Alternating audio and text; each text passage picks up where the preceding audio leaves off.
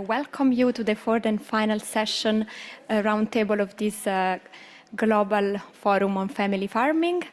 My name is Greta Kampra. I'm an economic inclusion specialist working for the Regional Office of Near East and North Africa, and I welcome all of you to this session. This session will be devoted to discussing how policies can propose effective and innovative solutions to improve family farmers' access to market and to economic opportunities. As we discussed during the day of yesterday and today, markets are essential for adequate remuneration for family farmer work and investment.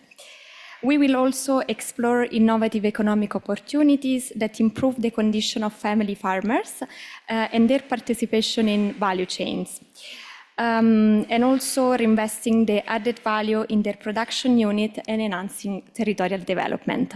Before we start with this roundtable, I'm pleased to call on stage the distinguished panelists for this session, and I'm pleased to call here on stage Mr. Alpha Yahya Mansarai, Director for the Agriculture Extension at the Ministry of Agriculture and Food Security in Sierra Leone, please.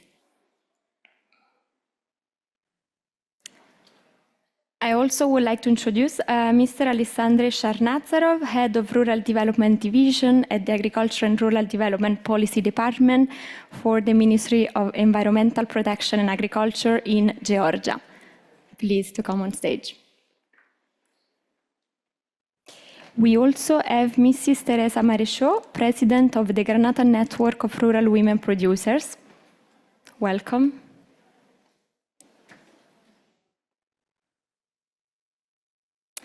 And I'm also pleased to call on stage Ms. Khalid Hawalde, Global Coordinator from the World Alliance of Mobile Indigenous People and Pastoralists. Last but not least, Mrs. Evangelista Chequera, alumna of the World Farmer Organization Gymnasium. Thank you so much.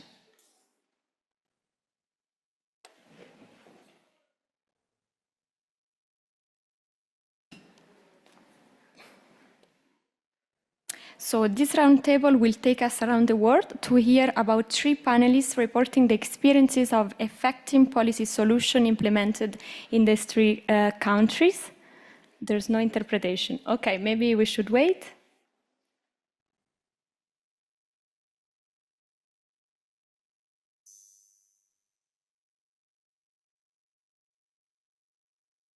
It's now working.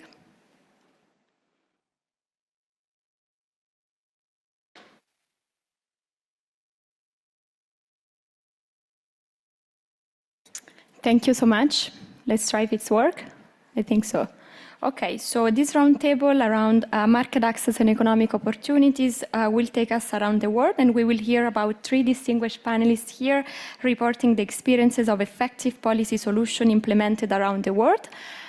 We are also pleased to be with 2 family farmers that they will bridge us to an interactive discussion where I hope you can be active participants. It seems it doesn't work, the interpretation, so let me wait.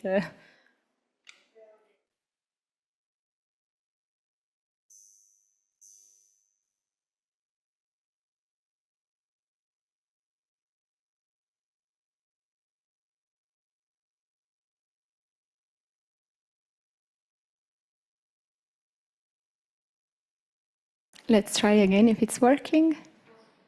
Thank you. Thank you. So let me start with the first of our distinguished panelists, Mr. Alpha Yahya Mansarai from the Ministry of Agriculture and Food Security in Sierra Leone.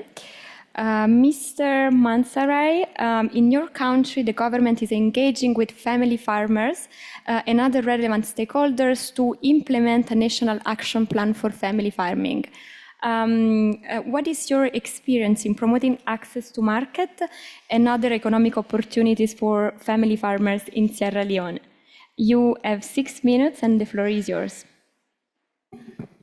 Okay, thank you very much. Let me also take this opportunity to appreciate FAO for this opportunity for me to speak on this dialogue session. FAO is our technical partners. We're working very well in Sierra Leone. We have a national agenda, so it's for all of us to know here that food security, for us to become a food sovereignty state, is part of the Sierra Leone national agenda. It's a flagship for the government of Sierra Leone. And all the activities we do centered around family farmers. We call them in Sierra Leone smallholder farmers. We have this vision from His Excellency. I will not bore you with a lot of data that inform him that we need to produce our own food, feed the citizens of Sierra Leone, and then the surplus we can export to have the foreign exchange. And we've been driving this agenda. But let me also say, the National Action Plan, the platforms that we have for family farmers in Sierra Leone, serves as a leverage point for us to put together a very solid strategy, because we engage farmers across the country, and we are able to get the information from the farmers that this is their felt needs, and this is how we're going to move this strategy forward. So in that strategy, we have pillars that we have been implementing. We know when we engage farmers across the country that mechanization and irrigation is a challenge, access to seeds, input services is a challenge, access to finance is a challenge, AgTech, climate smart is a challenge, the involvement of women and youth into the agriculture space is also a challenge. And now we had to see how we can implement activities to overcome these challenges and make a lot of positive out of them. So in terms of access to market, we are working with WFP to ensure that our smallholder farmers produce, and their rice they are producing is taken up by WFP for the school feeding initiatives that we are running. How did we get to this point? When we have this strategy, we develop key policy. One of the first policy that we develop is the institutional feeding policy. We set ourselves a target that 20% of what will be feeding our institution in Sierra Leone should come from local farmers, should come from family farmers. But one of the major commodity, because we are high rice eaters, we are spending so much on rice in terms of importation in Sierra Leone. So we said, let's start with rice. And we're building the capacity of these smallholder farmers. But the challenge now is how will these farmers compete with the rice that is coming from the neighboring countries? We need to build the capacity of these farmers. So we ensure that we support farmers with rice milling machines, so that these rice milling machines, they will be able to produce rice competitively that will match the international market. And once we are organizing our development partners, because we know our flagship now is feeding Sierra Leone, everything that we do with our international partner is to tailor the activities, for our family farmers. We said, okay, now, can we buy rice from our family farmers and use that rice to support the institutions? Now, I'll give you some data. For the last 2 years, over 3,500 metric tons of rice have been procured from family farmers to support over 900,000 school children. What does that mean? It means we are creating markets for family farmers. We are building economic opportunities for family farmers. When we do the estimate and the math, it's close to $3 million that have been injected into the pocket of smallholder farmers within their communities. This is what we should be doing for our family farmers, because they need that to invest in other livelihood activities, to upgrade their living standards within the community. So there are many things we are rolling out for smallholder farmers within the National Action Plan. So all the pillars within the National Action Plan are aligned with our overall national strategy that we call Feed Sierra Leone. We are now rolling out the first weather insurance scheme for farmers in Sierra Leone. 4,500 farmers are being targeted for the weather insurance scheme, because we need to give comfort to farmers that, yes, if there are issues with climate, because the data that is coming out now, Sierra Leone will be one of the hardest hit country, to climate impact. So we need to begin to prepare the minds of our farmers that, yes, in as much as we are getting this feedback, but we should be rolling initiative that builds your confidence. You can still cultivate the land. If there are issues, you have a safety net that you can use. We are also pushing a credit scheme, because if you want to build the capacity of family farmers vis-a-vis whether they are large-scale holding or they are small-scale holding, you need to give in your very best as a government. So we set aside a $10 million credit scheme. Just one of the panelists said just now, we have to do something. Yes, we are looking outward, but we have to do something internally. As a government, we set out a $10 million credit scheme. Why are we doing that? We want to cushion, people who are within the private space, who are working with smallholder farmers. And as I speak, now we have poultry feed mill being established through that credit scheme. Now, smallholder farmers who are poultry farmers now can access feed, because that feed was a very critical challenge for them, to continue within the poultry business. So there are many other initiatives across the board that we are rolling with smallholder farmers. As we go in designing projects with our multilateral donors, we have now our strategic plans that we are following.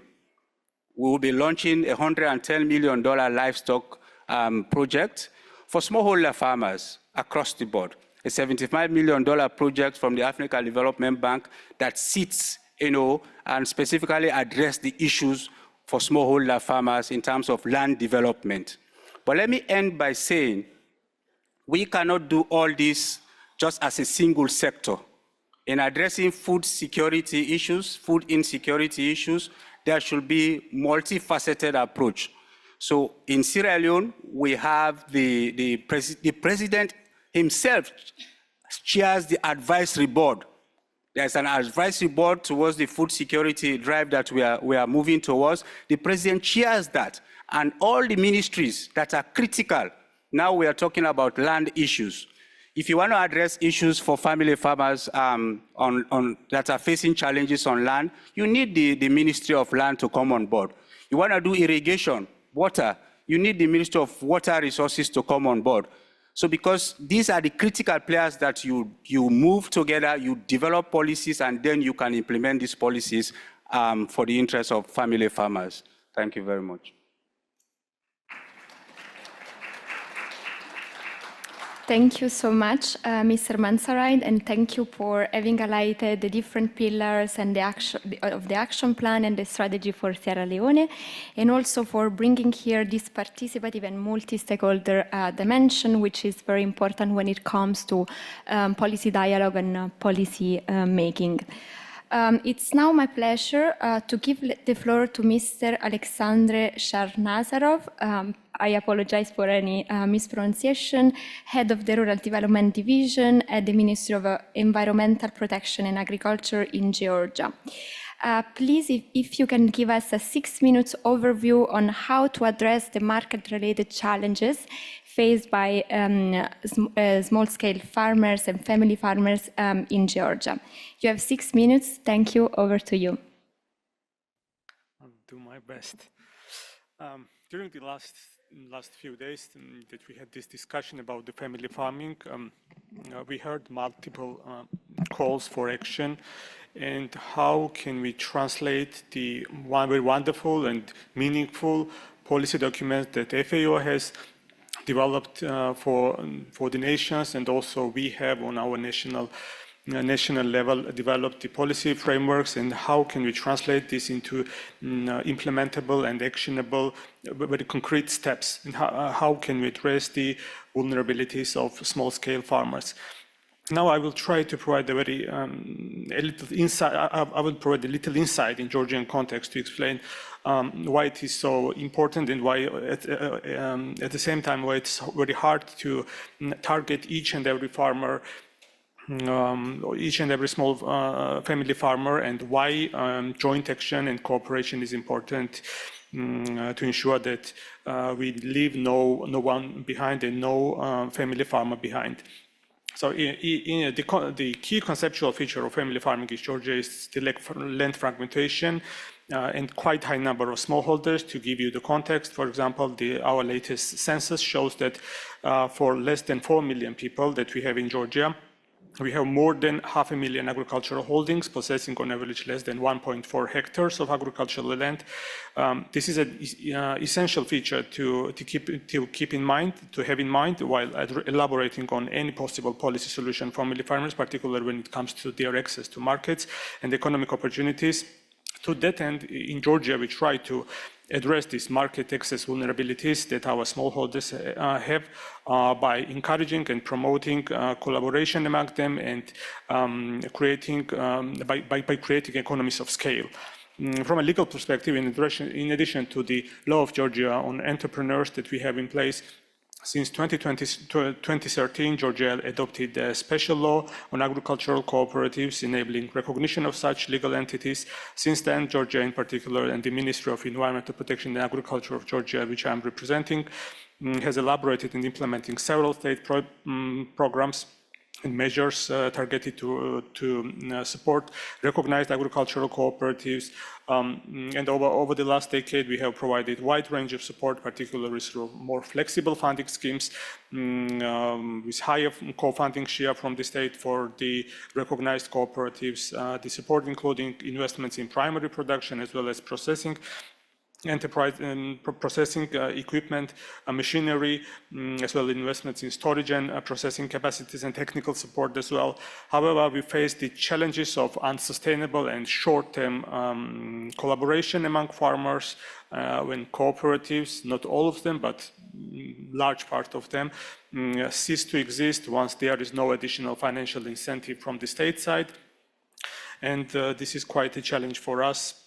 It is widely held opinion in Georgia that the reluctance among farmers to cooperate is this can be attributed to the memories of forced collectivization during the Soviet era. You know that Georgia was part of the Soviet Union and the collectivization was part of this process. So this is the opinion, the widely recognized opinion, but maybe it's not the only one. The most significant challenge, maybe this is not the issue that is the primary reason why cooperation is not successful in Georgia. We also try to build a very robust monitoring and evaluation system to put in place, because we think that this is also important to monitor and have daily updates about the state of agriculture in Georgia. To that end, we try to establish EU-style integrated and monitoring, integrated administration and control system, so-called IX and its elements. It includes farmers registry, animal registry, also land parcel identification system, and etc. Related monitoring and monitoring systems to have day-to-day, to see the day-to-day effects of policy interventions. Also, in addition to this maybe poor image of the cooperatives due to, as I mentioned, this forced collectivization and the memory and recollection of what happened during the Soviet era, we try to introduce other types of cooperation among farmers, go beyond what is cooperative and target other legal structures that could be considered as agricultural cooperation, such as producer groups, producer organizations, and we try to establish relevant legal and regulatory framework for producer organizations and interregional organizations in Georgia, and we are in this process. And lastly, we seek to cooperation among farmers that stretches beyond the financial incentives provided by the state authorities. However, this is easy to say, but very hard to implement in reality, but we continue to work in it. We have, I hope, with FAO support as well, and the lessons learned from our own experience and also from the experience of other countries, we can convince our farmers of the economies of scale, that cooperation is better, that with joint action, many these challenges could be addressed and more effectively, particularly when it comes to smallholders, because as I said in the beginning, it's hard to address when you have very large share of smallholders with 1-2 hectares. It's almost impossible to address all of them and not to leave someone behind. So it's important to consider a cooperation. We promote this section, and I hope that the experience of other countries will also guide us through this process, so that our smallholders can survive the market fluctuations, consider how volatile the agricultural markets are. Thank you. Thank you very much, Alexander, for bringing some of the challenges that family farmers are facing in Georgia and shedding the light on the importance of cooperatives and producer organization when it comes to facilitating access to markets and economic opportunities for family farming. Now we move on with our roundtable, and it's my pleasure to give the floor to Mrs. Teresa Marechaud, President of the Granada Network of Rural Women Producers, to hear about an experience of women farmer inclusion in new markets related to agritourism and to recreation. So, Teresa, the floor is yours. You also have 6 minutes. Thank you. Thank you. Thank you, FAO, for giving Granada the opportunity to be here this afternoon to showcase that what we are doing. My name is Teresa Marechaud.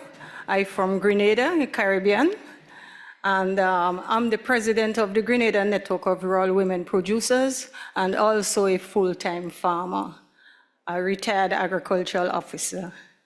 The Grenada Network of Rural Women Producers is the Grenada chapter of the Caribbean Network of Rural Women Producers. Under the Caribbean Network of Rural Women, we have 13 countries involved. And this organization came about when the women in the Caribbean was complaining that they are the real farmers and they wasn't getting recognition from the ministries of agriculture.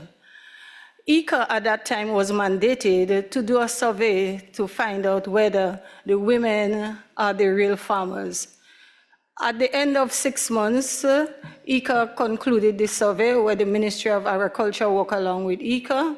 I was the person seconded to ICA. And at the end of it, they realized that the farmers were the female farmers were the real farmers.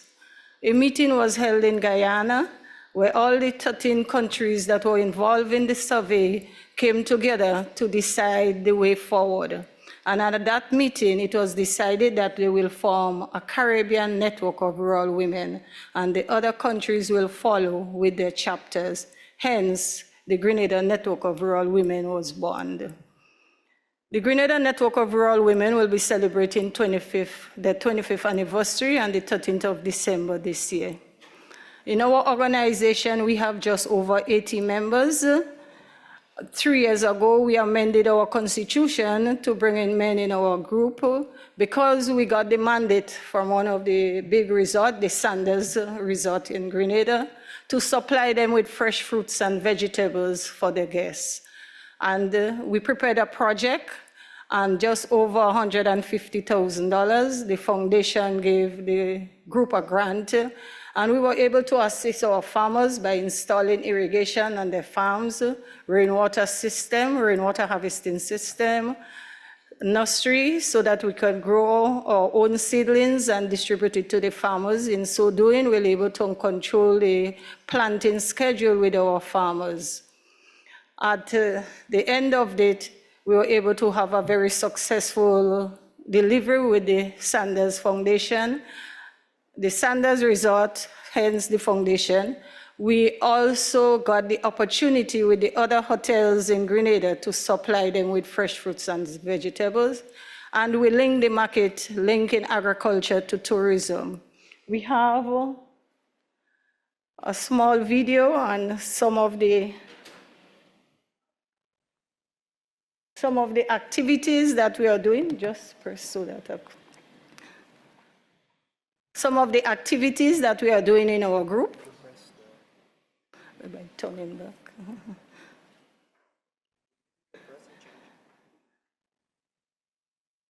Some of the activities that we are doing in our group. Oh.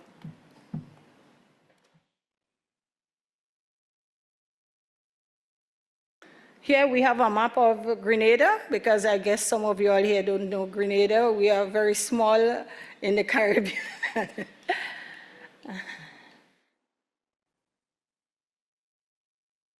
In our group, we have about 40% agro-processors. Most of our agro-processors are involved in what we call green seasoning, pepper sauce, jams and jellies. We have about 50% that are farmers, and they are full-time farmers, and about 5% that are craft makers. So these people do the crafting of the baskets, and so that we do the crafting for the hotel. We also do coconut oil, the regular coconut oil and the virgin coconut oil. This is one of our rainwater harvesting systems. This is one of our rainwater harvesting systems that we normally do for most of our farmers, especially the farmers that don't have a river along the land. So we do the building, gutter it, and then we install the tanks. Here we are in the field working with our farmers, lining all the plots and so that they can cultivate their crops.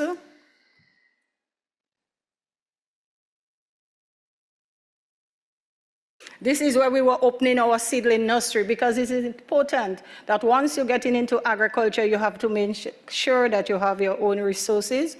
We couldn't rely on the other nurseries to supply seedling to us, because we have a planting schedule to follow, because we have a market demand. So this is where we were opening our seedling center. We have one of our members managing it. This is our partnership with our hotels. So we have Sanders Foundation as the first resort that we started with, Sanders Resort. We have the Koyaba. We have some of the leading supermarkets. In our group, we also train our farmers. We ensure that they are up to date with modern technology and doing record keepings, and also to ensure that they keep with the standard of the organization. In our group, we also celebrate our anniversary, and here we have our members at our luncheon every year. Because our group are diversified in terms of religion, we ensure that every year we go to a different church, so that members will be accepted in the group, and they know that regardless of what religion, what color you are welcome to be a member of Grenoble. This is normally every year we do what we call a give back to society. So we choose 3 or 4 institutions and we visit them so that we could give them back something that we make during the year. And these are some of our give back opportunities that we. Yes, the group have some challenges in terms of funding, because we do projects, and we were glad when FAO was able to come on board and assist us, so we were able to get some shade houses. In so doing, we were able to continue our planting schedule, because we were lacking in terms of the weather condition. When the rainy season, we're having a problem. When it's too dry, we have a problem. So now we are going into the shade houses and hydroponics, so that we're able to service our clients much better. Recently, we built our building where we built an agro-processing plant, and in that agro-processing plant, we'll be doing coconut, mainly coconut products. We also install a chill room, so we can purchase from our farmers large amount of produce, so they would not have any wastage. So when the hotel call, we have it on demand, on hand, sorry. And this is one of our display that we were doing with the hotel, where they have the anniversary, the Sanders Foundation, and we were just preparing some local dishes there to give out to the guests, to show that what the Grenada Network of Rural Women. Teresa, if you can please wrap up that we're sitting. So more or less, this is what our organization involved in, and we are happy to serve our country, assist the farmers, and as we see that working together, you can reach very far. Thank you. Thank you so much, Teresa, to really highlighting a bit the story of the Grenada Network of Rural Women, and also to stress what is the huge potential of agritourism to promote rural development and new economic opportunities in rural areas. Now is the time to give the floor to farmers themselves, to listen some of their experiences, of their needs, and engage in some reflection about the policy support that will be needed. So I'm very happy to give the floor to Mr. Khaled Hawalde, Global Coordinator for the World Alliance of Mobile Indigenous People and Pastoralists, and we will hear a reflection from him from the pastoralist perspective. Please, the floor is yours. Thank you. Good afternoon. So I'm Khaled Khawaldi. I'm from Jordan, from a tribe, an indigenous tribe in Jordan, southern part of Jordan, called Al-Atata. We are about 25,000 people. And we formed a cooperative around 30 years ago. And we work on different levels, one on a strategic and policy level, and the other on day-by-day activities and needs of the community. For example, we started the national engagement strategy, which is about land rights. So it is people-centered land governance strategy. We initiated that with the support of the ILC International Land Coalition. Although we are a small organization in a remote area, but of course we got that opportunity and the courage to do it. With this strategy, as we all know, the importance of land for all the family farmers, including the pastoralists and the allow me to sometimes focus more on pastoralists because I couldn't hear more voices from the pastoralists. Even my community is originally mobile pastoralists, but not all of them still working or in this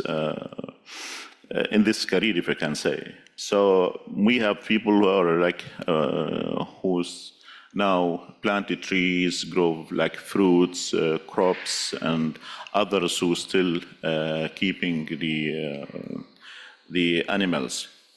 So the importance of the land for the pastoralists, because usually the pastors, they ask for big areas of land, not like the farmers who grow, for example, vegetables or tree or whatever, because of the need of mobility and following the seasons for the grass and for water and other needs of the pastoralists. And one of the issues with the states and the government most of the time, because they always blame us for asking for more land, but the special thing with the pastoralists is that they don't ask for the ownership of land.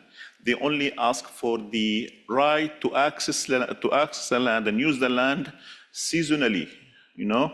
And we also developed this relation with nature and people, other farmers, that even the same parcel or area of land can be used by different farmers in different seasons or different animal keepers at the same time.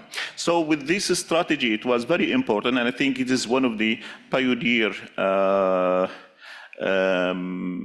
projects in the region, I mean in the West Asia and North Africa, to have more engagement of the people themselves in developing the strategy. At the end, we had the strategy, and it is not as much as we wanted, but it was the first stage for the inclusion of the people. The other issue, if I allow me that to talk about the HIMA system or the protected area, it is, I don't know if you are familiar with the indigenous and community conserved areas or territories of life, which is the new name for it, but the traditional way of protecting nature was through HIMA system, so that people or the community or the tribe, they agree among themselves to allocate certain area of land for different use, sometimes for grazing, sometimes for wood collecting, sometimes for other uses, and they are responsible, everybody part of the community is responsible in protecting this land for the purpose it is allocated for. And the good thing with that, you don't need to check if, for example, women land rights or youth land rights, because the land is for all the community, and you have the right only if you need it. So you cannot just because you have some money, you can buy some shares of the land. No, if you need it, you have the right to use it, which is really, I think it is fair, and I hope that we can go back to this system of land use or land governance, which gives the rights to everybody. If I have more few minutes, please, I want to talk, because we are talking about market, and I will talk now about the other aspects of our engagement as a community cooperative, because we live in a remote area. Reaching to the market is very difficult.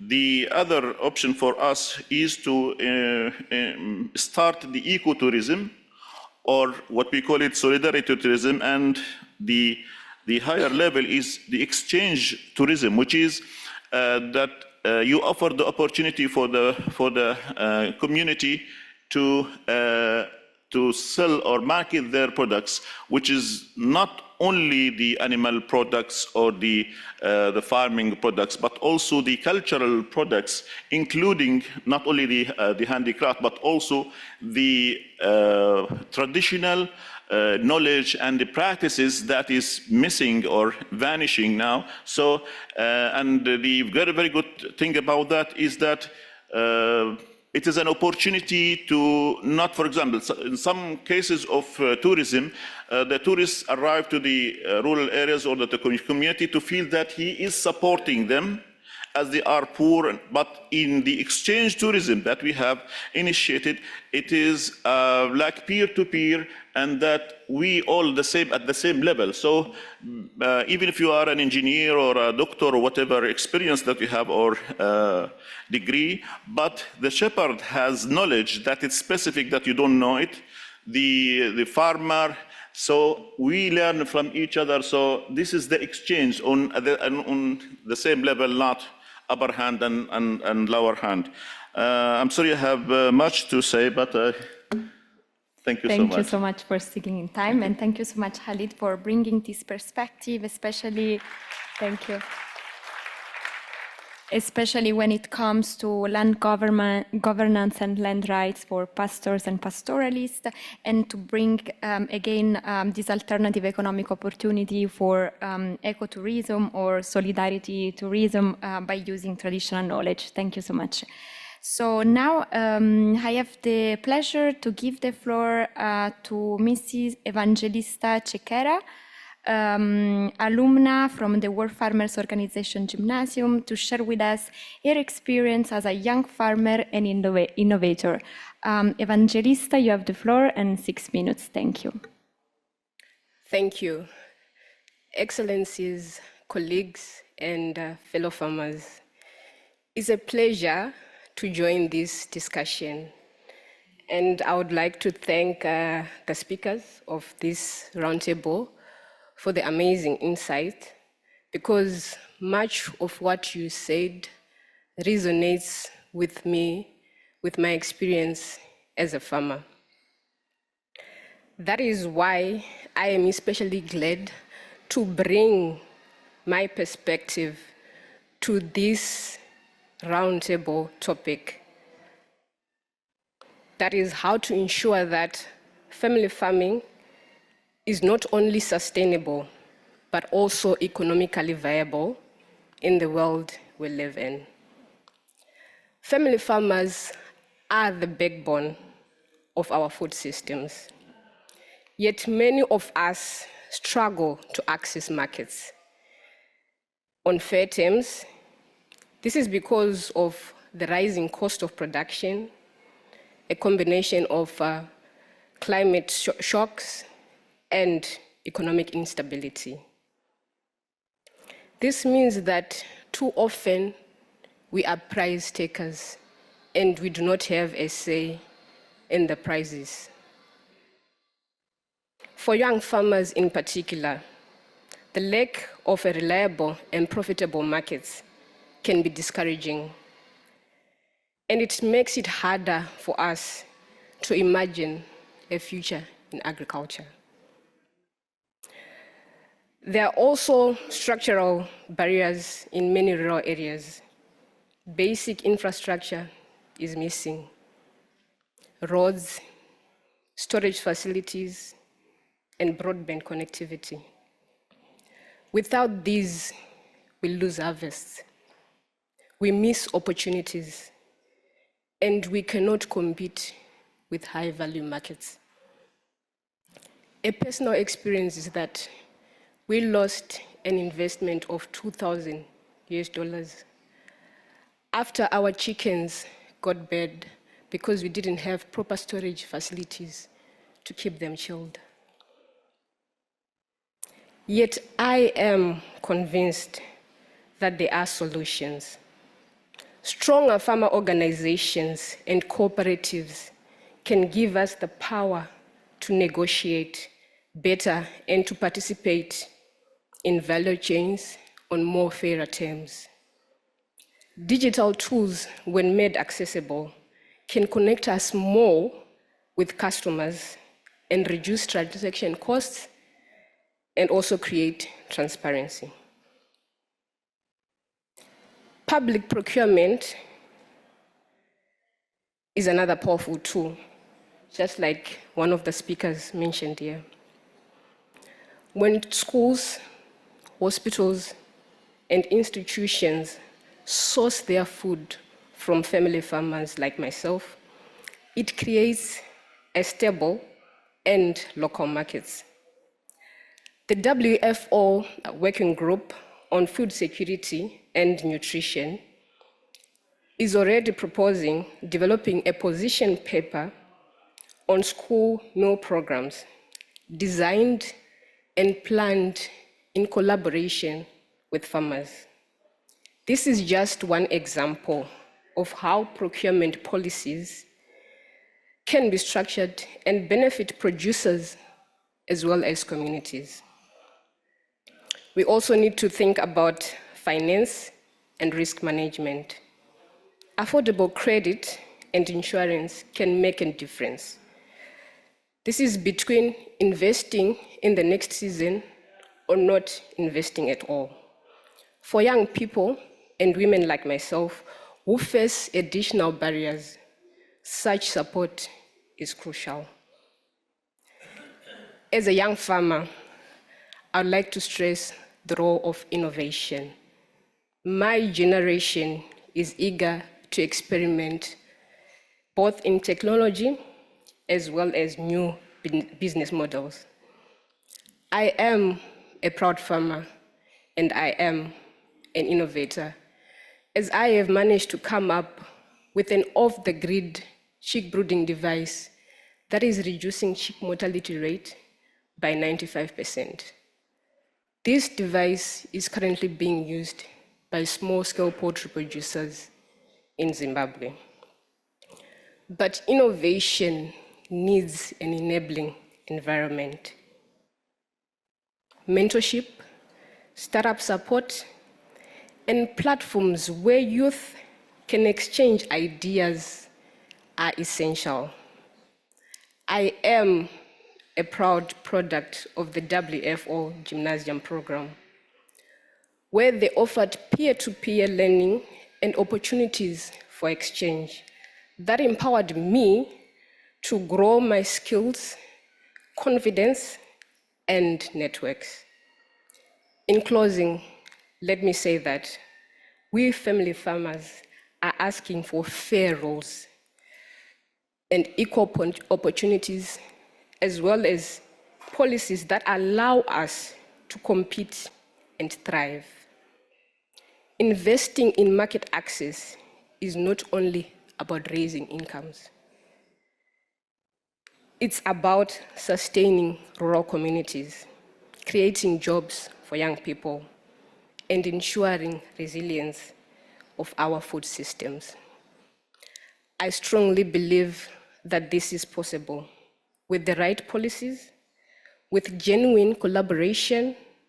We can build a fair and inclusive, and we can make farming a sector where young people see opportunity, not obstacles. Thank you.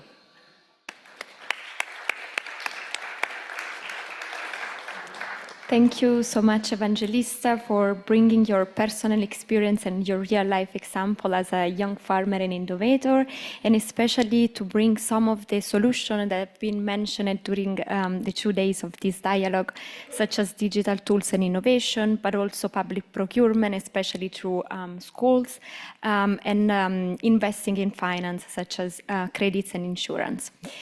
Now we have completed this round of intervention. Thank you so much to our distinguished speakers today. And I would like now to open the floor for any question or observation to our panel. Especially if you would like to share with us your view or experiences to promote policies that might be innovative and with innovative approaches that might support family farming to access to market and to remunerative economic opportunities. So please, you can raise your hands if you have any question. Maybe we can take 3 or 4 to a first round and then see how we are with timing.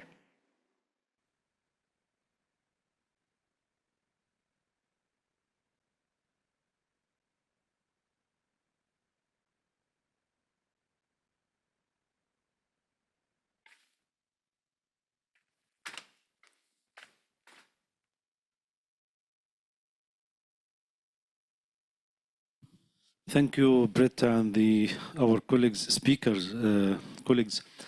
I think I have actually a question regarding, are we actually managed or successfully managed to develop relevant policies and regulation that could enhance the presence and the power of the family farmers in the local markets at the national level in our different communities? Do we have enough policies that can enable, support? Do we have clear policies that has been developed jointly with the local communities, with local family farmers that can be implemented so as to create a more enabling environment for the sustainability and the resilience of the family farmers? In other words, have we managed so far to make the local markets work for the sake of the family farmers? Or do we need to do more in this regard? I think I totally agree with the last presentation regarding the importance of developing these policies and enabling environment in terms of giving this opportunity for the family farmers in our community. I was so impressed as well regarding including the pastoralists as a key component and actor within the space of the family farming approaches and development interventions in this regard. Yeah, thank you so much.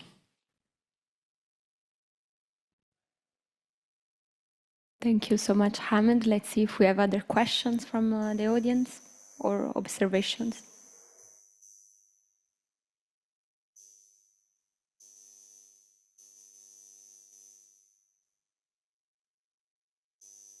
Okay, it seems for the moment we don't have any additional observation of questions, so maybe I address our distinguished panelists here who would like to try to respond or provide some insight to what Hamed mentioned about policies and enabling environment for family farmers.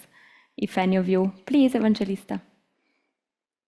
Okay, thank you very much for that question. From my personal experiences, policies are there on paper and not on the ground.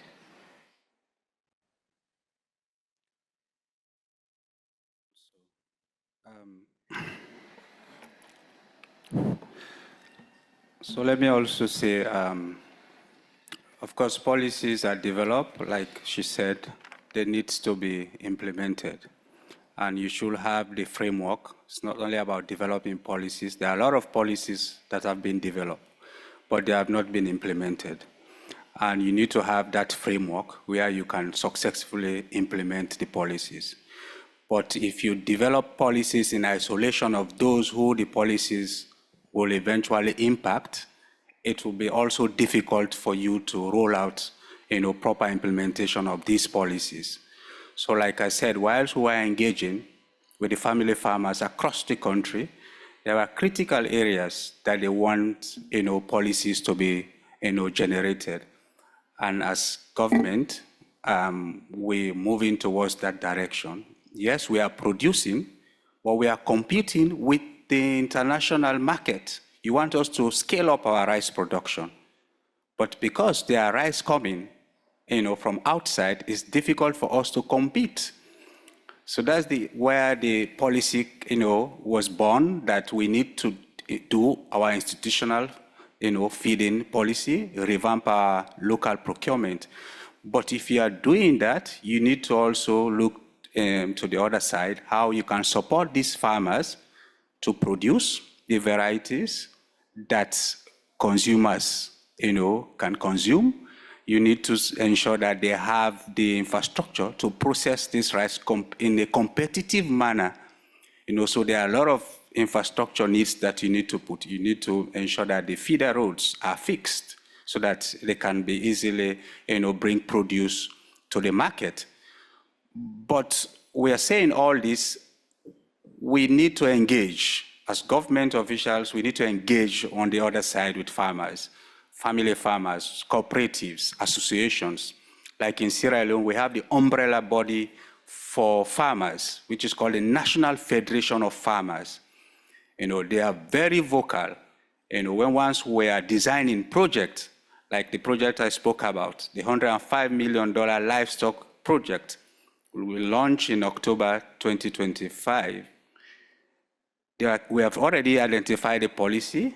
We've launched the policy. It's been tabled in cabinet. It's been approved that we are going to do 1 egg per child in schools. So you see where we are bringing the market opportunity now for farmers, small family farmers who are within the poultry space. But there are critical bottlenecks that we need to fix. Feed is an issue. So we need to set aside funds so that we have private sector people who can, produce feeds. But you also need family farmers who need to work on the maize, because maize is a critical component. It forms 60% of the ingredient for poultry feed. So you need to also work with family farmers, organize them to produce enough maize to feed the meal, and then we can have feed for the poultry. So it's, both ways we're looking at it, get the policies right from an informed point of view, and then you can roll out the implementation based on, tailored activities that you have. Thank you so much. We have another question, but I would like to give the floor first to Alexander if you want to also complement. I will try. Thank you. So I think that FAO does a great job by translating from different languages and facilitating the dialogue and collaboration among different nations. But in the beginning of my speech, I said that it's extremely hard to translate the priorities from the policies into the actionable steps and policies that can work in reality. So that's one point. And the second point is we always say that family farmers and smallholders need better access to finance. But we also should consider that as we are talking about developing nations, the nations themselves need better access to finance, because that's why it's important. We also say that family farmers need to be competitive. We cannot just be protective of the family farmers. They need to be competitive on in the business sector as well. So if we want them to be competitive, then we need cooperation, we need joint action, so that the state support can target more family farmers by one intervention than by addressing the individual needs of particular family farmers. So that's my point to getting back to the discussion that we had on cooperatives, that cooperation in general, not just through cooperatives, but cooperation and joint action of farmers, joint processing, joint purchasing of different goods, inputs, and etc., and joint selling of their produce is much more effective than addressing the individual needs of particular farmers. That's my point. Thank you. Thank you so much. We have another question. Maybe if someone can bring the mic to.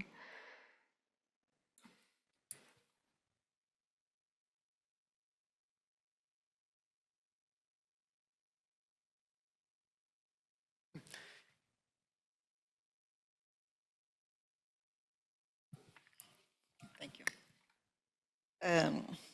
My question is related to the support of farmers, because we know that the farmers, they will need also support for not only to go to the market, but also for their inputs. So in Sierra Leone, or maybe also in Georgia, do you have, for example, contract farming established? Or do you have, for example, providing seeds or any inputs to the farmers and to help them, especially for the family farming, to go with your strategy? Actually, just when I discussed cooperation, I knew that I just had 6 minutes for my address, so I didn't address and bring the full display of the measures that we implement in Georgia, because we have individual grants for particular farmers. We address, as I said, we help with purchasing machinery, with building, processing and storage facilities, with providing technical advice, also with providing more preferential agro credits, with providing them with insurance schemes. So it's a full package that we provide to farmers.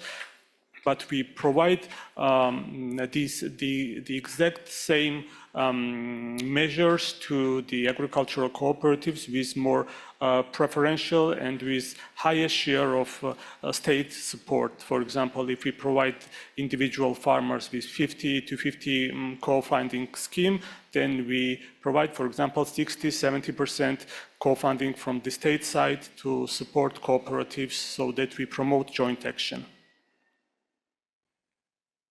Thank you so much. I see that we have other 3 questions. One, Guilherme, then Hamid, and then Monsieur here. Thank you. If you can bring the mic.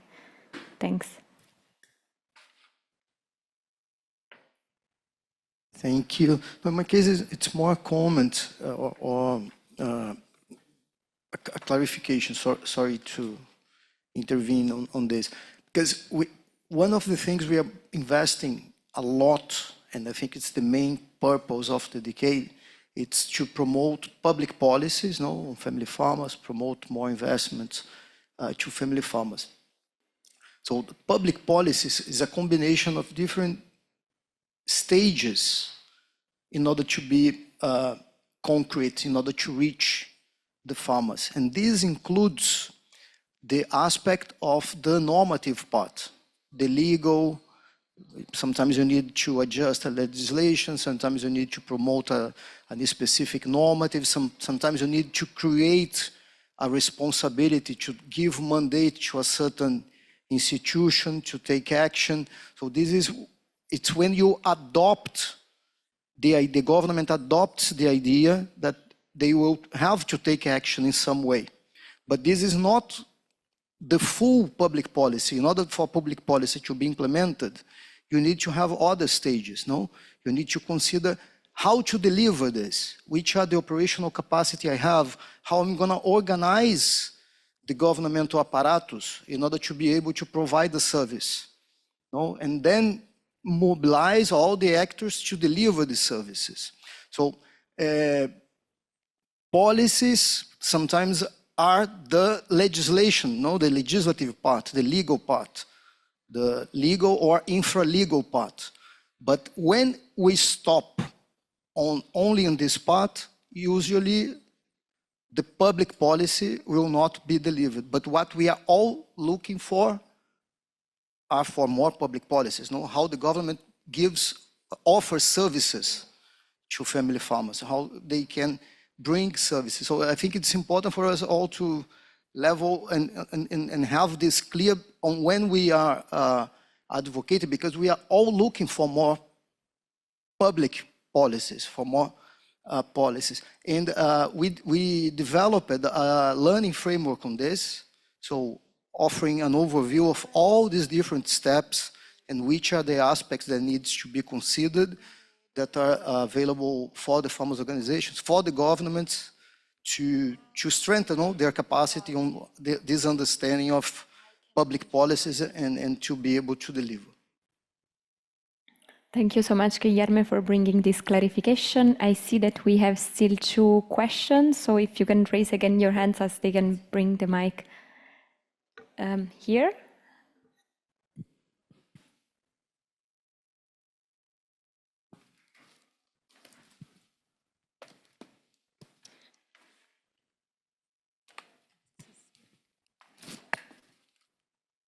Hakim, my name again. My concern, I'm addressing it to my colleague from Lebanon. We have been having a challenge of pastoralists in Africa. They have been displaced from their land for investment purposes, looking at the pastoralism as not adding value to the tax base, and not looking at the kind of activities as being so lucrative. And this has caused a lot of rift between the farmers, the crop farmers, and the pastoralists. And now, right now, many of the pastoralists have become a challenge in the cities of some African cities, like in Dar es Salaam, Nairobi, and other cities. Just see them walking around, meaning they were displaced. They have nowhere to live and to survive upon. One, I would like to know how Lebanon, the pastors in Lebanon, Jordan, the pastors in Jordan really came up with that advocacy of making sure that they remain relevant, in that maybe some of us in the African countries who are advocating for the rights of the pastoralism can use that as a basis to say, please, pastoralists are also like any other family farmer who brings food on table, who can also add value. Because what you have, we have hides and other products which come from the hide. But why is it that it's also like, they are not valued? So it is a bit challenge, but I need to learn from how you did it in Jordan. Thank you. Please, Khaled, over to you. Thank you for the question. Of course, it's not only in Africa. As WAMIB, we are the borderlands by the indigenous people and pastoralists. We have like 19 regions and sub-regions. So we have members in most of the countries in the world. And one of the common issue is land grabbing for different uses. It's sometimes for conservation, sometimes for industry, mining, for tourism in some of the African countries, and many other reasons. And of course, again, the issue is that the pastoralists, they ask for the use of more land than other farmers. This is the issue with the state. But the main reason for the lack of recognition of the pastoralist role and the services that they provide to the community or to the state, either in economic, social, cultural, environmental aspects, the lack of recognition is the reason why they don't feel that they are not really good producers, and they don't produce so much, they don't add value, and they are living in the areas like semi-arid areas. So they always not, there is no evaluation or valuation of the services that pastors provide that is not necessarily commodities that we sell, you know. It is not only the products that we, like the animal products that we produce to the community, but the eco-service that we do for the ecosystem, you know. They don't recognize that. Without the presence of the pastoralists and the animals, many of the ecosystem could have vanished a long time ago. But thanks to the pastoralists who did this for a long time. To convince the government, we need to show scientific evidence that we are good for the economy, because they focus more in the economy, you know. So we are good at the economy, but we need to show them that. What is the value of the ecosystem services that we provide? The protection of the ecosystem should be valued, you know, in terms of money, you know. And of course, the sustainability use of the resources and the efficiency of production, you know. We produce much from really very little resources that we have. If you consider the pastors, for example, who live in the semi-arid area, you know. So the efficiency of production is very important. So we need to find these scientific evidence that we can share with the government to convince them that we are very important. We are as good as other producers in the community, so that they can evaluate and recognize our role and respect our special needs when we talk about land and other like appropriate services. Sorry, Taki. Thank you so much. And thank you so much for all of our distinguished panelists. We don't have additional time for any additional question, but thank you again for bringing all these interesting insights, concrete cases that you just shared with us, and this really enriched our discussion, and it's good food for thought. I now turn back to our panelists for the final reflection and reaction. So maybe we can start from Alexander here, and I would appreciate if you could keep the intervention within 3 minutes, just final reaction and final thoughts from this session. Thank you so much. I was expecting 1 minute. So I'll try to keep it short.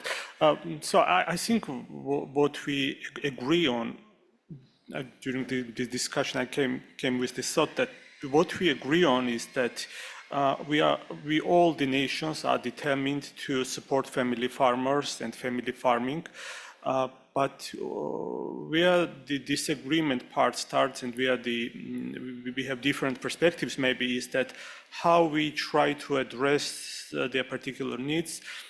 We also heard from Europe and Central Asian countries perspective. We also had from Latin American countries their perspective, also from African region and other regions, Asian region. And I think that the situation and the state of family farming in the world is not the same. There are some particular challenges that all nations face with land fragmentation, access to market, etc. But there are some particular issues that are maybe not relevant to particular parts of the regions and etc. Also, I think there is a critical gap with the definition of the family farming because yesterday, I think it's Maria is the name of the presenter who presented the data and characteristics of the family farming and the state of family farming in the Latin American countries and the region. And she raised this issue that definition is not properly operationalized on the country levels, and there is this very vague definition of what is family farming. So I think we need more clear definition, and I think that maybe FAO could take lead in this process and provide more detailed maybe guidelines or more detailed outline of what the family farming concept means, so that we all the nations of the world have more clear vision of family farming, so we know who we are talking about, and later we formulate the state policies and state interventions that are more relevant to this group once we know who they are. And also there is the issue of having proper data, proper monitoring systems, proper the information and data systems that allow and enable us as state officials and state agencies who provide support to these family farmers to see the progress of the particular measures and interventions. And I think these are three critical gaps we are still missing: who we talk about, how we address their particular issues, and what are more proper interventions, and the systems to track the progress. We have particular to certain extent progress on with this regard by establishing systems in Georgia, for example, but there is still a long way to go, and I think with FAO's and other countries' experience and FAO support, technical support, we can achieve these goals. Thank you. Thank you so much, Mr. Mansaray. So let me just close by responding to one of the questions on seeds. Yes, we have a whole project on seeds because we realize that seeds is very critical. You can prepare the land well using machinery services or an irrigated system. You can have the finance. If you don't have the seed, a very good seed, then there's no way you can get it right. So we had a whole project supported by the African Development Bank. We're building seed entrepreneurs. And for the last 3 years, we used to import seeds from Burkina Faso, from Vietnam. Imagine importing seeds from Burkina Faso. These are dried areas, and then you're bringing seeds to Sierra Leone that we have 3,100 millimeters of rainfall. So we were having challenges, with the seeds that we're bringing in. But for the last 3 years, we have now seed entrepreneurs that we have developed who are working with the research institution. They receive the foundation seeds. These foundation seeds have been transformed into first-level certified seeds, and this goes to the farmers. And that's what they are cultivating to produce grains that we're using for local consumption. So we are revamping. We are continuing to build that system. We want that system to be sustainable. And we are driving the seeds through our e-voucher system. So we have an e-voucher system that we are using so farmers to access, these services, and then having an agro-dealer network where, farmers are linked to specific agro-dealer for access to seeds. In terms of policy, I still agree. Policies are critical. You will set a whole policy, and for 5 years you will not implement because they had their own, policies have their own challenges. Let me give you one. when we are doing the, setting the policies after we develop the feed salon strategy, we want the importers of rice and most of the poultry products to participate within this space because we want to generate local, revenue to support family farmers. Then we levied 5% charges, if you are bringing rice into the country, you have to pay, because it was duty-free. You don't pay. You bring rice from neighboring countries, you don't pay. And that's the challenge we're having with our local producers. They said, we cannot match and compete this high-level, rice importer. So we said, okay, we want you to participate in this space. But now, let's levy 5% charges to whatever you bring in.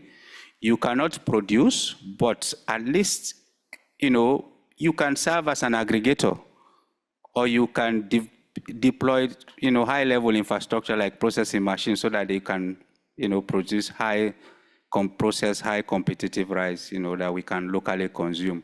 And that's, later we increase to 10%. That document was tabled in Parliament. The parliamentarian came back and said, no, we cannot pass this. So you see, sometimes you have to, look on both ends. You may want to drive some key policies that you think from an informed point of view that will give you the gains that you are looking for, but it's going to be blocked, somewhere, maybe for a very good reason, because maybe they want us to see more of what we are doing within this space. So just to close this, let's, the platform, the family farming platform that we have in Sierra Leone is working. And it's working because they are engaging. They are engaging with all the national platform members, players across, critical value chain.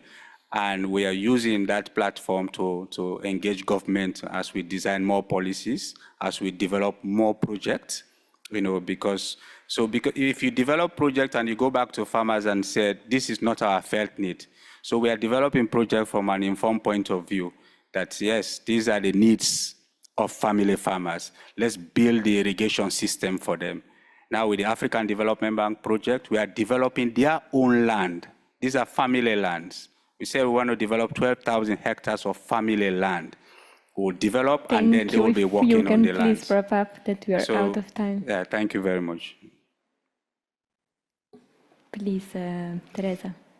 In closing, I would like to say that looking at farming today, it is better to be working in a group or cooperative. In so doing, you will be able to ease on the high cost of labor because agricultural labor is very high in the Caribbean. And working as family farming, you're able to get that labor from the family where you have the whole family involved in the farming activities. And also you're able to build a very good partnership with the private sector. Once you're able to do that, you're able to organize and maintain your market, and you're able to have a sustainable agriculture. Thank you. Thank you so much. Khalid? Thank you. I think very important for us to the self-awareness and self-identification, and as family farmers, and at the same time to map more family farmers around the world, networking and ensure direct representation of the farmers. Marketing ourselves and the role that we have and the function and the added value we have to the communities we live among, learning from each other. And I can give example, Dennis in Jordan, the pastor's law in Morocco, and many other successful initiative or start points. I guess we can learn from each other. We need to map these successful stories or even not successful stories and to learn from each other. So networking and learning from each other is very important.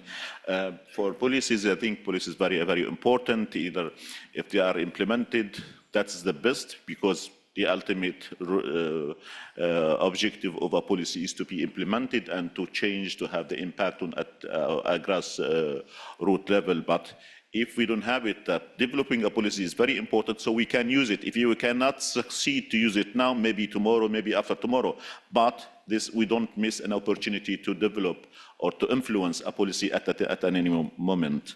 I think also solidarity among ourselves is very important, and that we cannot succeed if we are not united and sharing the good and bad moment together. Thank you so much.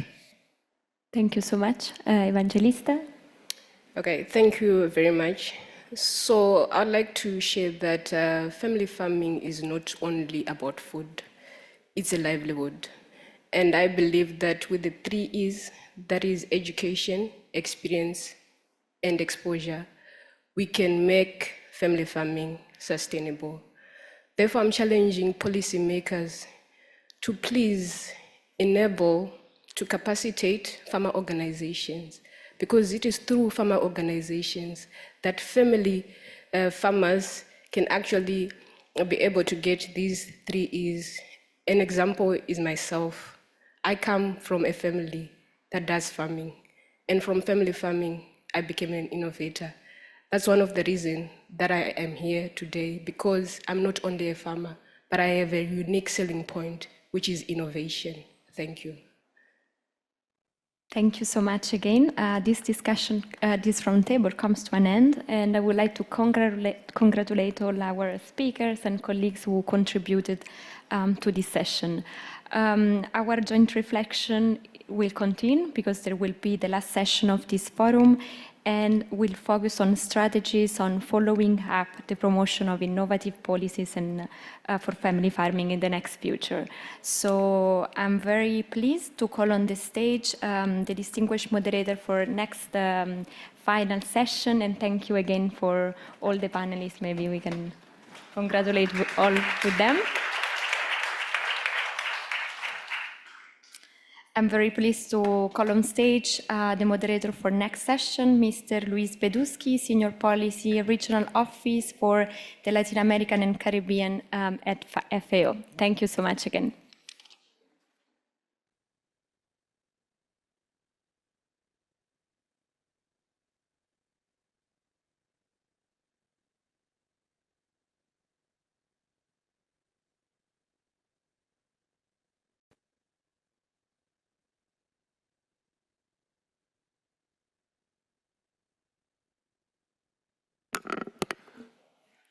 Gracias, Greta. Bueno, nós vamos acercando ao cierre dessa atividade.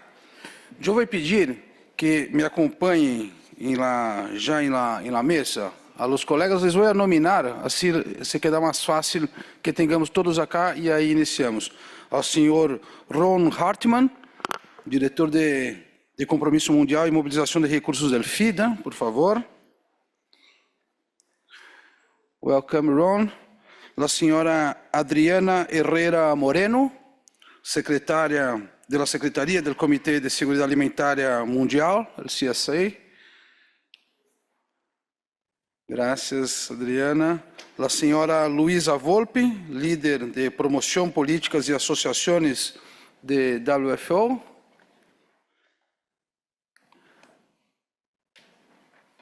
Lauren, nuestra colega y amiga Lauren Phillips, de la división, la directora de Junta de la División de Transformación Rural y Equidad de Género.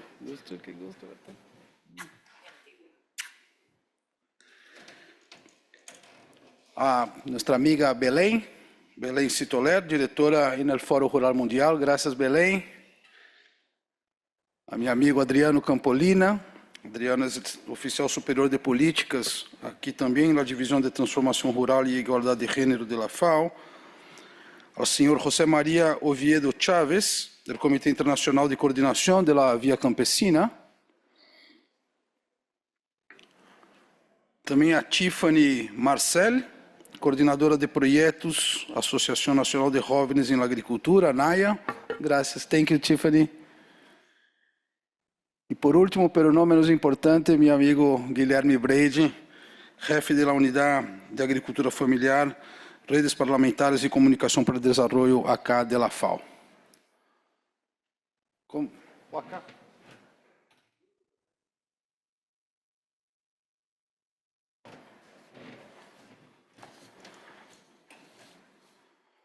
Bueno, já ven que é panel compuesto por gente que conoce bien, que nos puede ayudar a pensar los próximos pasos. De eso se trata esse panel final, antes de la sesión de cierre con nuestra colega Fatuma Seidi.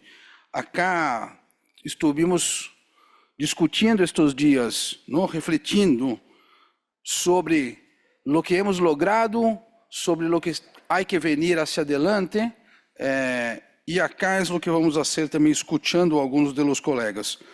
Pero antes, porque nesses paneles com tanta gente, depois se nos passa, se nos olvida fazer uma coisa que é super importante para que isso pudesse funcionar, que é agradecer. Darle as graças, primeiro, em nome tuyo, Guilherme, ao trabalho conjunto com a divisão, e em nome tuyo, acá, a Ana Korsensky, que coordena a equipe de agricultura familiar, uma equipe com Mauro, com Eduardo, com Sara, Isabel, Lourenço, muitas graças. A Elisa e Caterine, que hicieron posible que vários estejam acá, não? Também a Francesco e a equipe de comunicação para o desenvolvimento e da plataforma de conhecimento, a FFKP.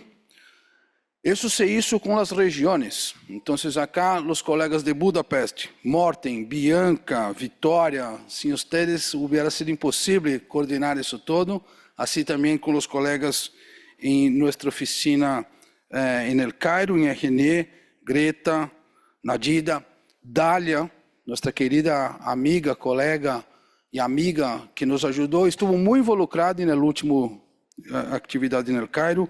A Yubak, da Oficina Regional de Ásia e Pacífico, e aos colegas do Nepal, Sandesh Prajwal, e a nosso representante a ele, senhor Ken Shimizu, e também a minha equipe, que estou por detrás disso, nessa coordenação com a equipe acá na sede, com Pedro Boareto, Pia Riaça, Ricardo, Catalina, enfim. Les pido a todos um aplauso antes de que empecemos. Sem eles não hubiera sido possível toda essa trajetória que estamos caminhando juntos durante este ano. Não?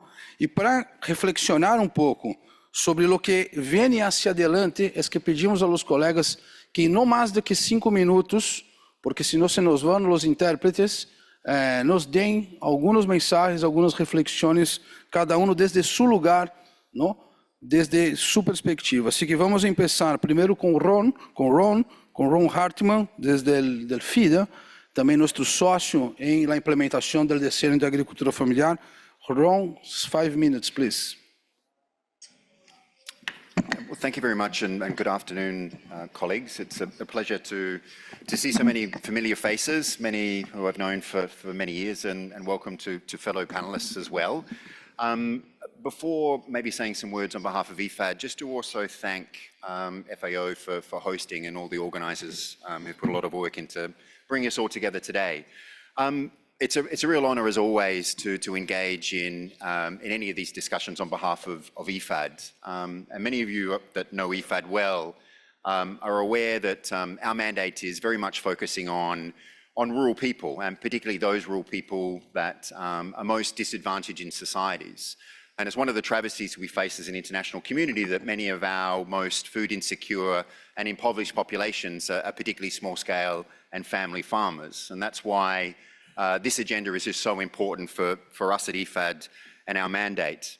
Our work specifically focuses on empowering small scale farmers and rural people.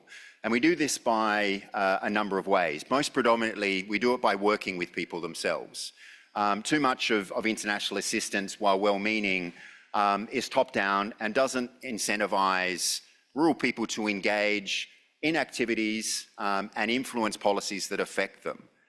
So that's a key aspect of our work, is our services, our support, our advocacy goes to trying to create social cohesion and giving small-scale and family farmers a voice. We very much realize that farmer organization, family farmers and small-scale farmers are a powerful tool also for development. They're able to engage more sustainably and equitably with private sector, for example. They're able to tackle some of the challenges that we face at the moment with respect to biodiversity loss, with climate change, and particularly also with food insecurity. We often find that in fragile contexts where governance and governments break down, farmer organisations are an incredibly important partner tool to deliver support and services outside of politics to rural people. And we're very, very pleased to continue to do that. IFAD engages with farmer organisations in different ways. Many of you participate, for instance, in the biennial Farmers Forum that IFAD organises, which happens every 2 years, where we assemble partner farmer organisations to have a policy-level discussion around what kind of support farmer organisations need to represent their and your constituents. We also engage as an international financing institution and a specialised agency of the United Nations. We engage farmer organisations in our investment programs. So IFAD has 50 country offices. We work in about 108 countries at the moment. And farmer organisations are not just recipients of IFAD's financing and support, but they're really important partners in how we achieve the objectives of our organisation. We also directly finance different types of support to farmer organisations, and I'll speak about some of the programs that we have that build capacity, that support developing governance, but also help farmer organisations deliver better support services to their constituents. A couple of words on the Decade of Family Farming. IFAD strongly supports the UN Decade of Family Farming, and we have done with our sister agency here, FAO, since its onset. And we continue to very strongly. We support the ongoing efforts led by the Dominican Republic of trying to extend the decade, because we think that is the right thing to do. Many of us here in Rome have been following, sometimes with a little bit of trepidation, the discussions that have been ongoing in New York around the United Nations General Assembly this week. And those of us in the room that are perhaps multilateralists would be extremely concerned about seeing the pressures that multilateralism and development are under at the moment.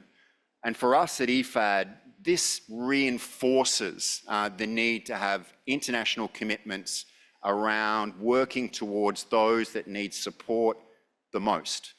And the decade for us sort of symbolises that international commitment, and it's an organising framework for us to work together to deliver better outcomes and better impact. IFAD has supported a number of initiatives under the decades, and one of them that you may be aware of is the Challenge Fund, which was launched some time ago. We'll be having a session tomorrow at IFAD to discuss this in more detail. So I don't want to reveal the theme of the movie to disencourage you to come across to IFAD tomorrow. But what I'll say is that the initial phase of the Challenge Fund supported 12 proposals, and these proposals were selected by you, representative farmer organisations. So tomorrow you'll hear I think some really interesting feedback from some of the recipient countries: Burundi, DRC, Dominican Republic, El Salvador, Indonesia, Kyrgyzstan, Madagascar, Nepal, Paraguay, Senegal, Sierra Leone, and Tunisia. So I'd really encourage you to make the journey on the Laurentina to come to IFAD and be with us. We're really proud to announce perhaps some early information that we're working with FAO on a second phase of the Challenge Fund. And while that's still not approved, I think that's quite advanced in terms of the discussions. Another interesting program that we've been working in a partnership for quite a while is around sort of the impact program, co-designed with farmer organisations, AgriCord, and supported by the European Union.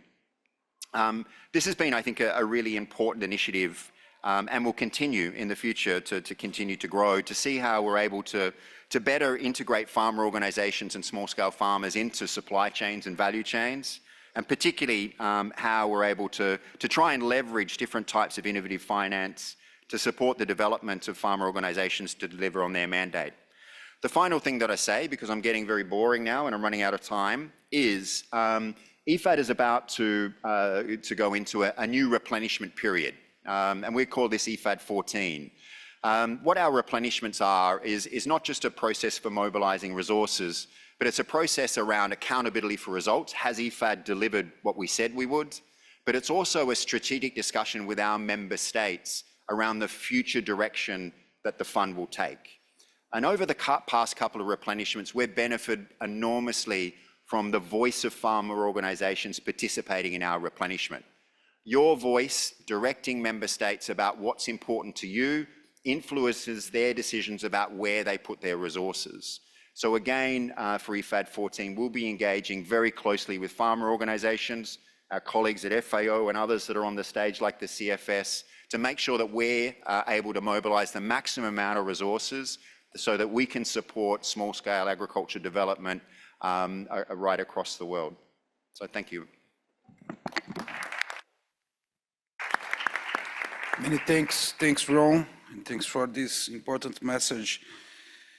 It's very, es muy bueno tener al FIDA acá a un lado, porque eso lo hacemos juntos, FAO y FIDA, en la implementación del diseño, ¿no? Y como un símbolo también de esa apuesta por el multilateralismo. Y hablando en apuestas, me da mucho gusto pasar la palabra a Adriana Herrera Moreno, para que nos brinde la mirada desde el CFS, desde el Comité de Seguridad Alimentaria Mundial, porque esse é um tema que se instala aí, que é importante que esté. Como lo ves, Adriana? Cuéntanos un poco desde esa mirada del CSE. Muchísimas gracias. Thank you so much also for the invitation for the decade, and it's quite relevant, all the issues that you are discussing today, and being the Ron-based agencies, the main partners of the CFS, this topic is quite relevant. Family farmers are on the front line of the food security and nutrition, and ensuring the access to enough food that contributes to healthy diets through sustainable agri-food systems is also a key element on the mandate of the committee. No? We also understand that family farmers face critical, multidimensional, and systemic challenge that call us to work together, no? That Ron mentioned, particularly in this critical time where support family farmers everywhere, specifically the ones that need it the most.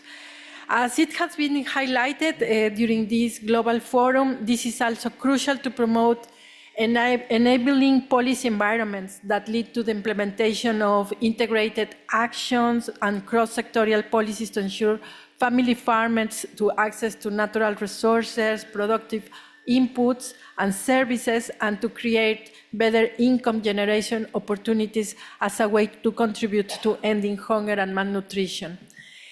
So in this regard, this is a collective responsibility from governance, for members, and for platform as the CFS to promote coordinated actions, no? Promote dialogues among all stakeholders, and the development of policy and institutional reforms that take into account relevant actors and sectors.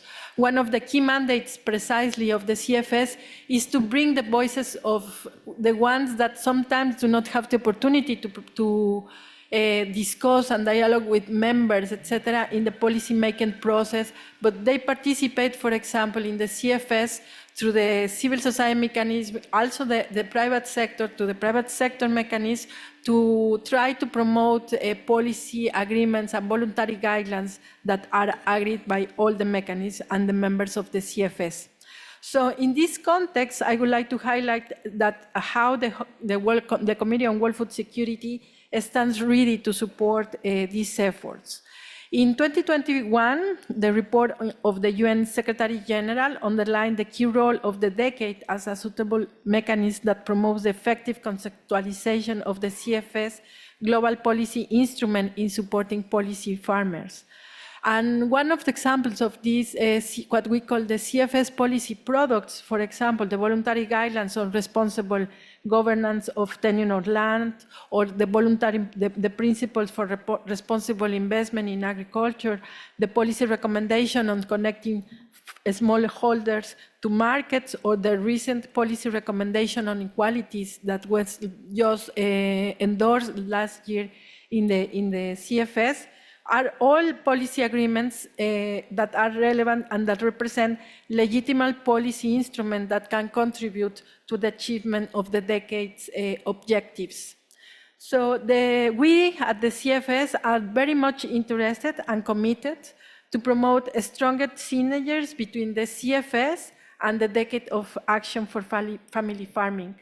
We believe that we should promote discussions on how to strengthen this collaboration, including specific mechanisms, specific actions through which the CFS policy agreements could inform the design of relevant policies, programs, and strategies that are relevant for family farmers at country level. In specific, these policy agreements can also be used to inform the national, regional, and sub-regional national plans that have been developed to support the implementation of the Decade of Action.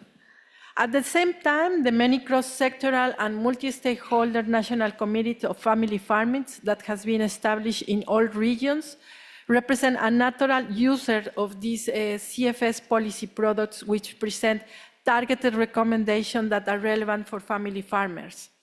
In 2024, the CFS also agreed on an action plan to promote, we call it uptake, that it basically means the specific use of all these policy lines and all this group of voluntary recommendations. So this action plan represents a sort of roadmap with action for all interested stakeholders that are responsible to promote the use of CFS policy product at all levels. So basically, we reflect the need for coordination as an element that strongly emerged from the action plan on uptake. And we, in particular, the CFS Secretary, are doing our part in trying to connect the different odds and try to promote a dialogue between the relevant actors. So in this context, it's my pleasure to invite you to attend the CFS 53, that is that includes relevant topics for the discussion that you are having today, including financing and situations on countries that face a protracted crisis. During this plenary, we consider this is an opportunity to show the interlinkages between the implementation of the Decade of Action on family farmers and the CFS policy products.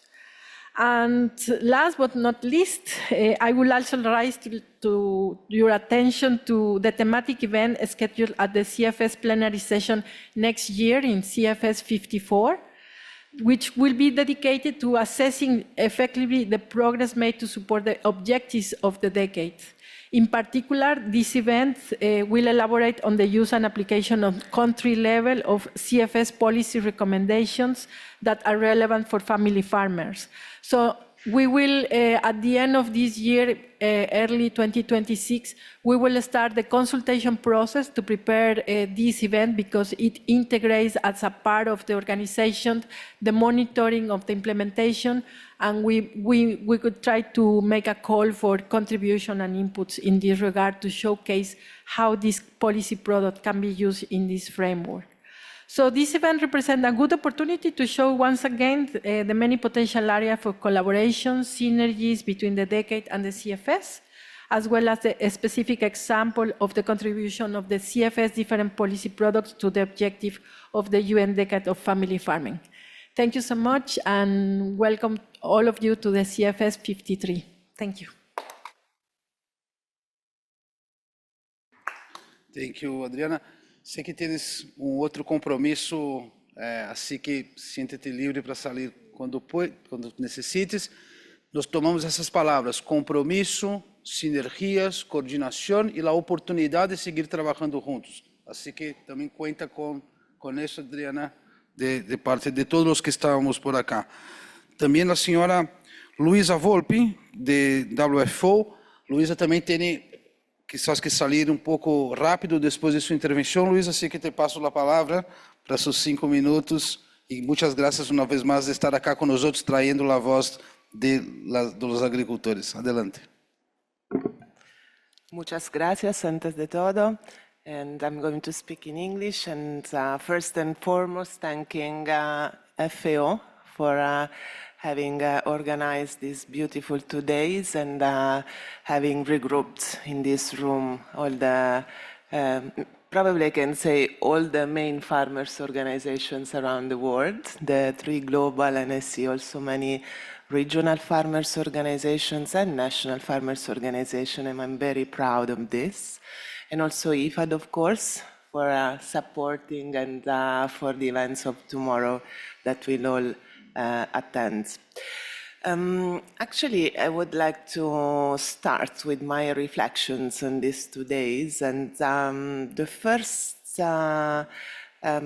topic that comes to my mind and that I've been thinking about is the definition of family farmers. Probably we should have concentrated on that at the beginning of the decade, a little bit more. But this is a learning process also for us. And I think it's worth giving a trial of thinking of what really family farmers represent as a constituency. Probably the best way to do it is to focus on national environments, but as a general characteristics in WFO we have been thinking of it. And the first characteristic that I can find is that these are families and hence people that are running a business that is a farm. So what does this mean? That the income of the farm as well as the risks of a business stands in people's family shoulders. For me, this is the first key element that we have to take into consideration when we think of family farmers. And then, of course, family farmers are, being business people, are also those who are very busy every day in trying to cope with all the uncertainties of nature, of climate, of social environment, of economic changes, of price fluctuation, inflation, availabilities of inputs, market access that is a moving target, price that changes every day, markets that are there and the day after they're not there any longer. Input that come from one country and then you cannot buy to that country again because there is a political issue, etc. So this is the environment in which these families work, live, operate, and try to grow as all of us. And as all of us, farmers or family farmers need and deserve to be rewarded for what they do, for their job, but also for the service that they lend to the society. And the first service is ensuring food. Food security is the second lens through which we should look at family farmers. First, that they are people. Second, that they ensure food. And food, despite all the narrative that we have around us at the moment, food comes from agriculture. And we are not supposed to forget this part, because this is the real element that makes of family farmers different from other business people. And we should thank them every day. Farmers have created farmers' organizations. Farmers' organizations are just structures that farmers have created at all levels. In WFO, we represent farmers at global levels, but our members are national. We have regional organizations that speak to regional institutions, and so on and so forth. Why? Because they believe in unity of people and in the strengths of communities. Farmers' organizations are here precisely to represent the voice of those who live so remotely that they cannot travel every day to FAO as we may do. So this is the third point that I would like to bring to the table, which is farmers' organizations should be always kept into consideration when there is the design of a new policy on family farmers. Policies should be co-designed with farmers' organizations, because farmers' organizations are those who own the knowledge and the data and the challenges and the needs of their constituencies. Farmers' organizations work together hand in hand every day with each and every single farmer in the countries.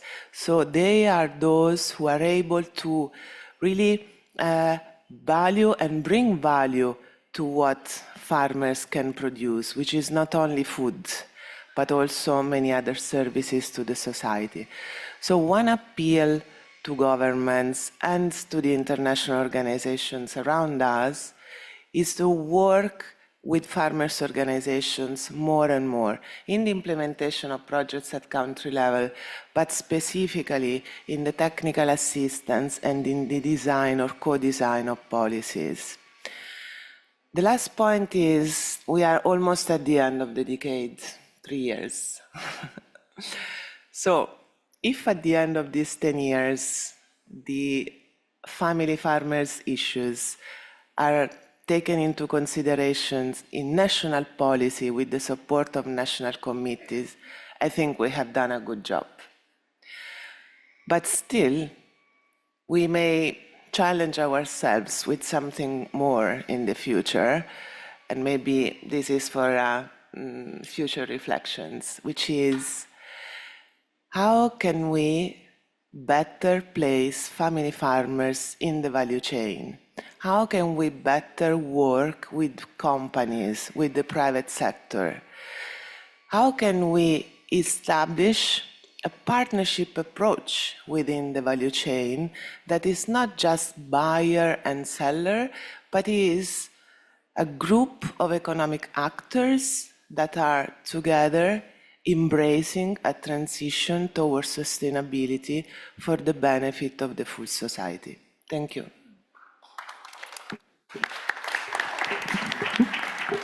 Thank you so much, Luisa. Very important points, mainly this one, that the policies should be co-designed with farmers' organizations. This is very important to take in account, and we discussed a lot these 2 days. So let me now give the floor to Lauren Phillips, diretora adjunta da Divisão de Transformação Rural e Igualdade de Gênero de FAO, e la invitamos para que pueda compartilhar com nós outros também a mirada hacia el año internacional de la mujer agricultora. Lauren, thanks for coming. Muchas gracias, Luis. I am going to speak in English as well. So it's a great pleasure to join you at the close of the session, and I'm sure that the conversations over the past 2 days have been very varied and have shared a lot of relevant points about opportunities and challenges faced by family farmers. I saw that the sessions were organized around themes. So you had themes around climate resilience, around access to markets, around natural resources, land, etc. And I'm sure that the issues in particular of women in family farming came up in some of those conversations, but I sort of wanted to focus my attention a little bit on the specific challenges that women farmers face in the context of family farming, because as Luis indicated, next year, 2026, will be the International Year of the Woman Farmer, and FAO has the honor and obligation to implement that year in coordination with our colleagues from IFAD and WFP, and with a broad international secretariat of actors, including some of the farmers' organizations that are here and member states. And so we're really looking forward to that year as an opportunity to enrich the conversations for the decade, especially around Pillar 3 of the Decade of Family Farming, which, as you know, is about the empowerment and equality of women farmers amongst family farmers. So let me just do what I usually end up doing, which is saying a bunch of numbers and statistics, so bear with me for a little bit, just to highlight some of the specific challenges that women farmers face. Simply put, family farming and farming in general would not work without women's work, right? So women are a critical part of the agriculture and agri-food workforce. They make up some 41% of the workforce globally. And if you look at the numbers of women that work in the world, and especially if you look at South Asia or Sub-Saharan Africa, you find yourself very quickly at numbers like 70% of women who work are working either on the farm as farmers or in the production, processing, marketing, and sales of food. And so many women in the world are dependent on agriculture and agri-food systems for their livelihoods. And yet, despite the fact that it's such an important part of the livelihood strategies for many women, they're facing a number of diverse and specific challenges compared to male farmers. They work longer hours. They get paid less for those hours. They get paid about 82 cents on the dollar compared to men. They have heavier workloads because they also do a lot of unpaid domestic and care work in their families and in their communities. They have much less access to land.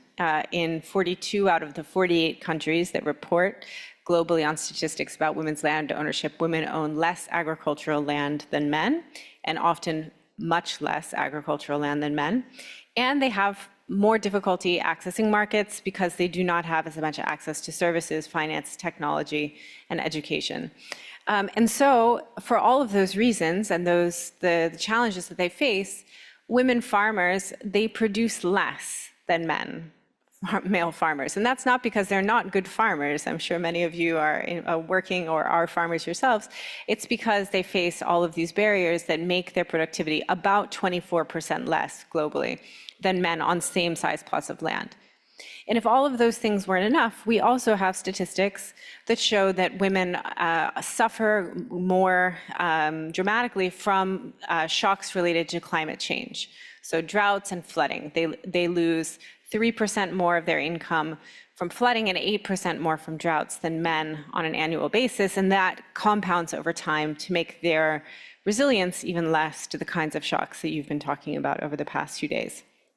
Now, the objective of the International Year of the Woman Farmer is not just to repeat these statistics, which now are becoming better known, I feel, because we keep saying them, so that's good, but also to talk about the possibilities that working on women's agency and empowerment in the farming sector has for transforming families, communities, lives, and national economies.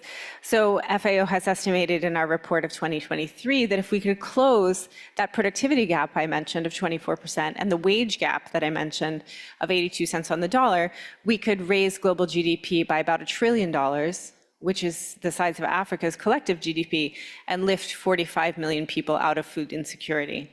And additionally, we could really do a lot to strengthen families' resilience to shocks, especially climate change, if we worked on women's agency. And so the objective of 2026 is the International Year of the Woman Farmer, which we will share, by the way, with the International Year of Rangelands and Pastoralists. So we'll make sure to incorporate the voices of women pastoralists as well as women farmers, is to raise awareness of the crucial contributions that women make in agri-food systems. We have a definition. I heard Luisa say we needed a definition. It's quite a broad definition. It includes women across agri-food systems and not just women farmers. But it also is to shine awareness on the types of policies, investments, and actions we can all take, whether we are from farmers' organizations, civil society, government, or the private sector, to close those gaps and ensure that women have better access to land, finance, market, training, technologies, while also recognizing that even while we close those gaps, we still have to work on discriminatory norms and reduce the burden of unpaid care work. So I'm really looking forward to strengthening and working together with the Decade of Family Farming on that pillar 3 around women's empowerment and women farming. And I believe that we can work together jointly to raise the women's voices and help them shape agri-food systems. So I invite you all to join us next year for celebrating the International Year of the Woman Farmer and to play a proactive role in organizing events and raising the stories and experiences of women farmers across the world. Thank you so much. Thanks, Lauren, to be here. Thanks also, Taco, to follow with us these days. And from all of these ecosystems of platforms we are talking about the last 2 days are totally available, Ogi, to work together on this year.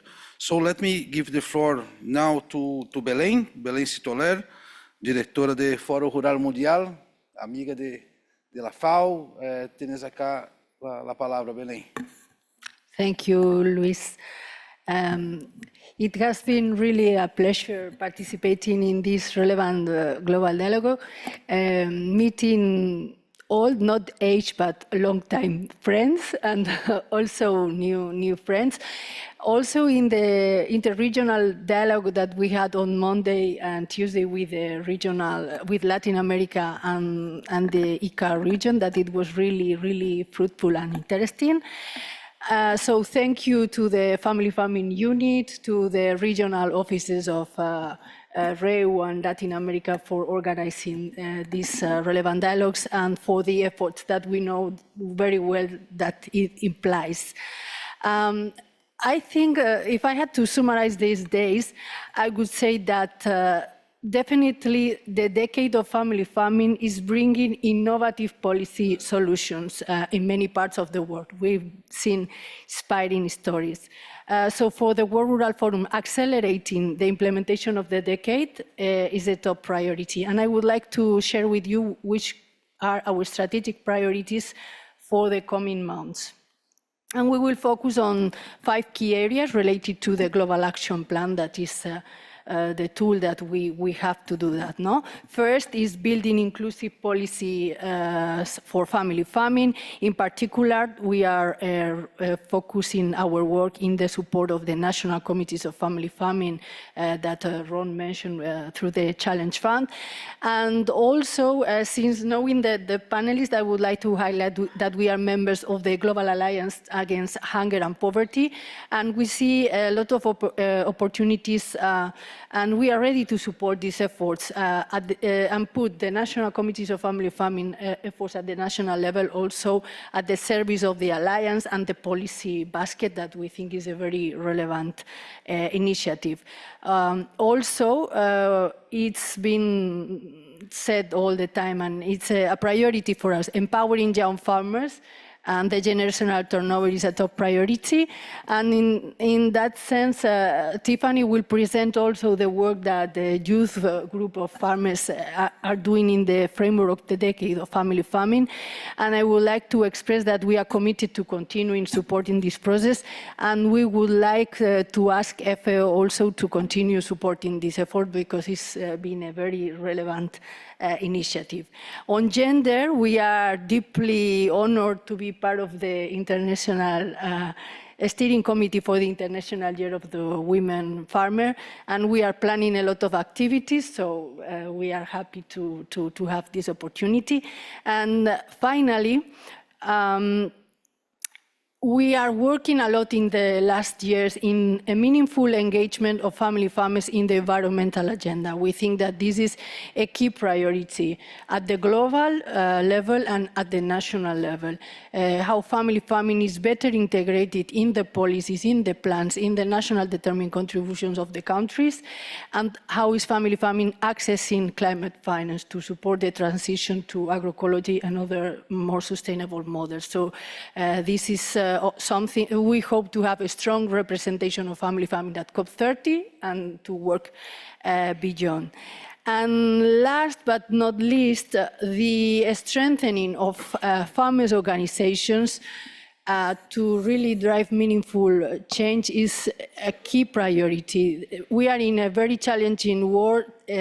Also, things are changing, and we need stronger family farmers also to tackle these difficulties altogether. And in that sense, we see with a lot of value the articulation of the main farmers' networks, La Via Campesina, World Farmers Organization, and the World Rural Forum, that we have the Decade of Family Farming as an umbrella in which even we have our own agendas, but we have this common agenda, and we are working together, and we look forward to continuing this collaboration in the next months. And to conclude, it has been repeated that a lot has been done, but that we need to do more. And in this regard, I think that the role of the UNDFF FAO IFAD Joint Secretariat is very relevant, and also the assignment that the Regional Platform on Family Farming has now. So I would like to, in the name also of other World Rural Forum members, know that we've been here sharing, would like to strongly encourage you to follow up these discussions.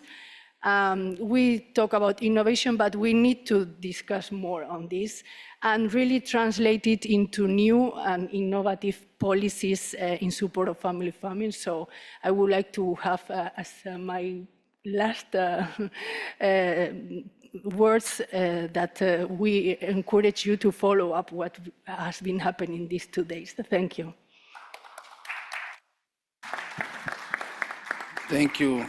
Thanks, Belém. And gracias também por sumarizar essas discussões que tuvimos. Mucho de lo que hablamos son de enfrentar los temas estruturales vinculados à agricultura familiar, pero também essas novas políticas para o novo contexto em que enfrentamos. E falando em novas políticas e essa entrada pelos instrumentos de política, pedimos a nosso colega Adriano Campolina, Senior Policy Officer também da Divisão de Transformação Rural, inclusive aqui de Gênero, e que tem hecho trabalho muito intenso ao redor da Aliança Global contra o Hambre e a Pobreza. Así que, Adriano, gracias por venir. Tienes a palavra para compartilhar com os colegas.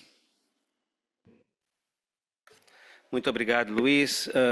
Thank you very much for the invitation for the colleagues from the Decade Secretariat and from the regional offices that are organizing this great dialogue. Let me just describe briefly what the Alliance is and the connections between the theme that you have about policy solutions for family farming. I think it couldn't be a better relationship. So the Alliance, the Global Alliance Against Hunger and Poverty is a G20 initiative. It was launched in last year during the Brazilian presidency of the G20. And the objective is to accelerate the achievement of SDGs 1 and 2, and poverty and hunger zero, through the mobilization of coordinated financing for country-led, country-owned implementation of evidence-based policy commitments. So the Alliance looks into policy implementation for ending poverty and hunger. And therefore, the connection with the theme that we've been discussing is absolutely fundamental.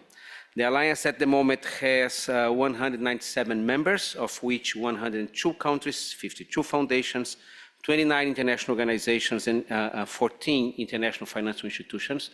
And yes, Belén, the World Rural Forum is one of them, but that's one initial interesting challenge. There's non-producer organizations except for a couple of umbrella organizations.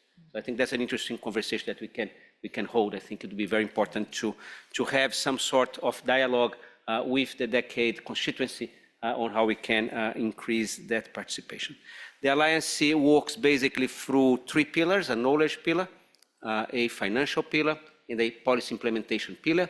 So every single member of the Alliance, when it becomes a member, has to choose what commitments they bring in terms of providing financial assistance, providing technical assistance, or ensuring the implementation of policies on their countries. So that's how it works.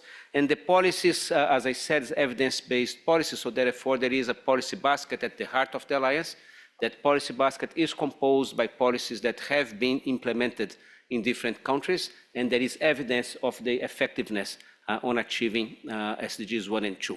So that policy basket was collectively built by many of us around the table. FAO was very, very involved, and many divisions of FAO, including PSUF, very involved in the design of those policies, and they're all available on the Global Alliance website. But let me just mention some. I will not bother you with a very long list. There are 54 policy instruments in the policy basket, but they include access to irrigation in terms of small-scale producer support, access to irrigation, climate-resilient agricultural technologies, insurance, market infrastructure, value addition and processing, institutional markets, prop pool, access to inputs, technology and knowledge, inclusive access to markets, value chains. There is also specific policies on credit and financial services, and some integrated policies for climate and shock resilience, for economic inclusion, and for gender equality and empowerment, as well as some cross-cutting fundamental elements of policies such as farmers' registry and multi-level governance. The policy basket is not written in stone, is a live process, so every member at any moment can propose new policies or can propose counterexamples to each one of the policies. And I think the richness of your debate is fundamental. How through the organizations here that are members of the Alliance, or the governments that are members of the Alliance, we can enrich the policy basket with your experience, with what you have discussed, with what you are experimenting on your countries. The commitments, just to give a sense, in terms of countries, I did a quick mapping this morning, countries that have committed to implement family farming or smallholder farmers support policies. We have Angola, the African Union, Armenia, Brazil, Chile, China, Colombia, Dominican Republic, Egypt, the European Union, France, Germany, Greece, Indonesia, Kenya, Nigeria, Norway, Paraguay, Russia, São Tomé and Prince, Saudi Arabia, Sierra Leone, Singapore, South Africa, and Spain. So it gives you a sense of the breadth of commitments to implement such policies. And everyone asks that question, and what are the commitments to fund?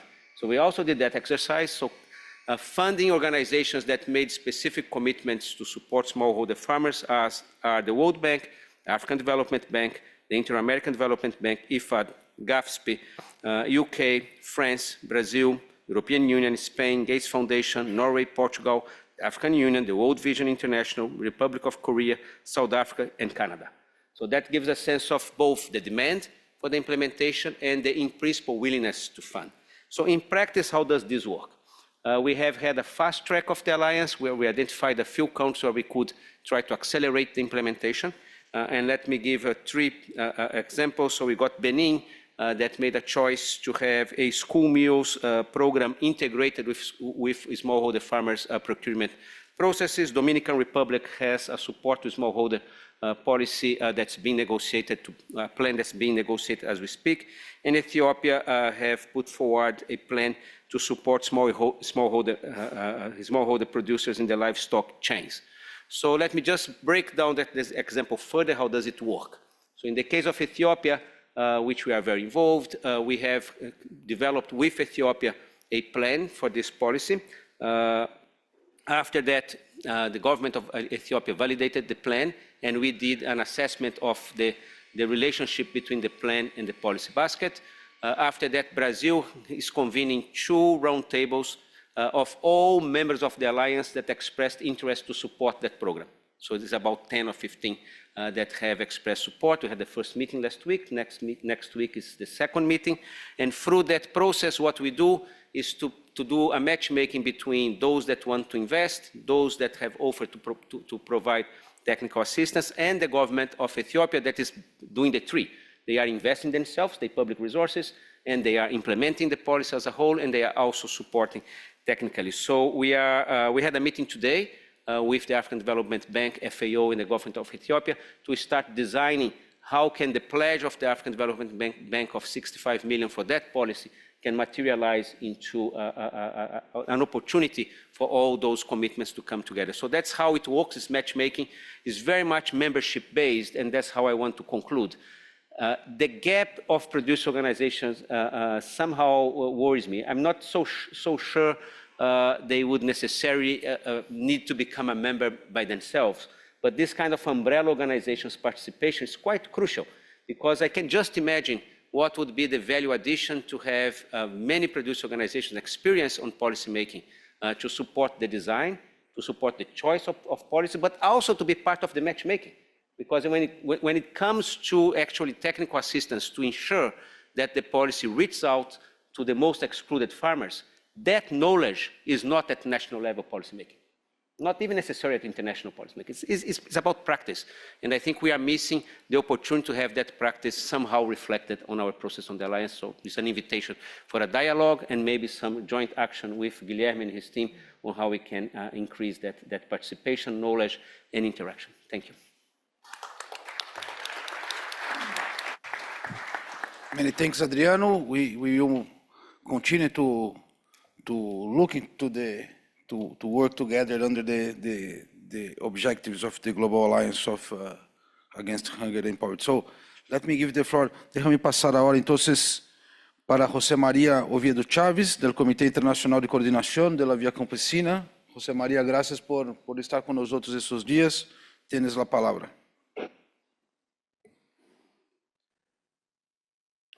Muchas gracias a la FAO y muchas gracias a las personas que trabajan en la FAO, igual a ustedes, por darnos la oportunidad de hablar de la agricultura familiar campesina. Para mí es un honor, pero también una gran responsabilidad. ¿Por qué? Porque la vía campesina, la base, somos pequeños campesinos. Quiero compartir con ustedes, sobre todo, unas reflexiones sobre el trabajo que hacemos. A ustedes no hay que convencerlos. Nuestra tarea es ir a convencer a otros. En ese trabajo que hacemos desde la vía campesina, siempre es constante. Nada más les voy a mencionar las próximas. Estaremos trabajando en Brasil con respecto a la cumbre de cambio climático, la COP número 30, porque nosotros sabemos, los que producimos en el campo, que el tema climático es una amenaza real. La vivimos día a día. Pero también hoy en la mañana, cuando le hice la pregunta a la representante del gobierno de Colombia sobre la reforma agraria, es que admiramos y también agradecemos porque ahora en Colombia se dará la cumbre, como escucharon ustedes, de la reforma agraria y el desarrollo rural. Pero también estaremos en Camerún en marzo con el tema de la OMC. Nosotros desde la vía campesina creemos que el tema de la agricultura no debe ser un tema de comercio tal como se ha llevado a cabo en la OMC. Y resulta que hoy día vemos cómo los lineamientos que nos han dado desde la OMC y también con los tratados de libre comercio han ido en solo una vía. El mejor ejemplo es cómo Estados Unidos nos está aplicando aranceles aún teniendo tratados de libre comercio. Eso nos da prioridad para decir que eso está obsoleto. Pero también quiero hacer una reflexión con ustedes. Nosotros tenemos también campesinos en Palestina. No podemos en estos momentos dejar a un lado el hambre que están viviendo el pueblo en general de Palestina. cuando he estado aquí y en Roma se come muy bien, también he estado pensando en ese pueblo palestino que no tiene que comer. Por eso es que yo los llamo a la solidaridad. No podemos permitir que los alimentos sean una arma de guerra. Y cómo quizás va a costar volver a que ese pueblo tenga agricultura familiar campesina si le han destruido lo más importante para nosotros, las semillas. Yo no los quiero cansar a ustedes, pero también quiero llamar la atención con el tema de la reforma agraria. Ya hemos escuchado aquí que una de las personas que poseen menos tierra, a pesar, y lo hemos escuchado hace un rato, a pesar que contribuyen mucho con la producción de alimentos, sinónimo de agricultura familiar campesina, son las mujeres. Por eso nosotros decimos desde la vía campesina que la tierra debe ser un acceso para todas las personas, Y por último, quiero decirles a ustedes que nosotros siempre estaremos en los espacios de las Naciones Unidas. Pusimos un granito de arena para la declaratoria de la agricultura familiar campesina. Hemos puesto otro granito de arena para la declaratoria de los derechos del campesino.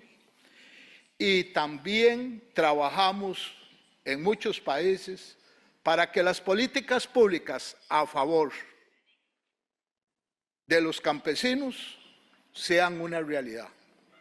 Y juntos lo vamos logrando, porque también somos capaces de hacer propuestas en muchos gobiernos y por eso también me escucharon felicitando al viceministro de Agricultura de Colombia, porque nosotros hacemos un trabajo global desde la vía campesina.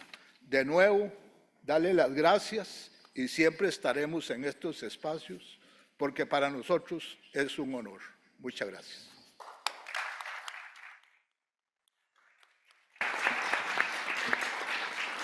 Muchas gracias, José María. Muchas gracias também por essa confiança em la FAO e por estar sempre juntos acá com nós outros e nessas atividades.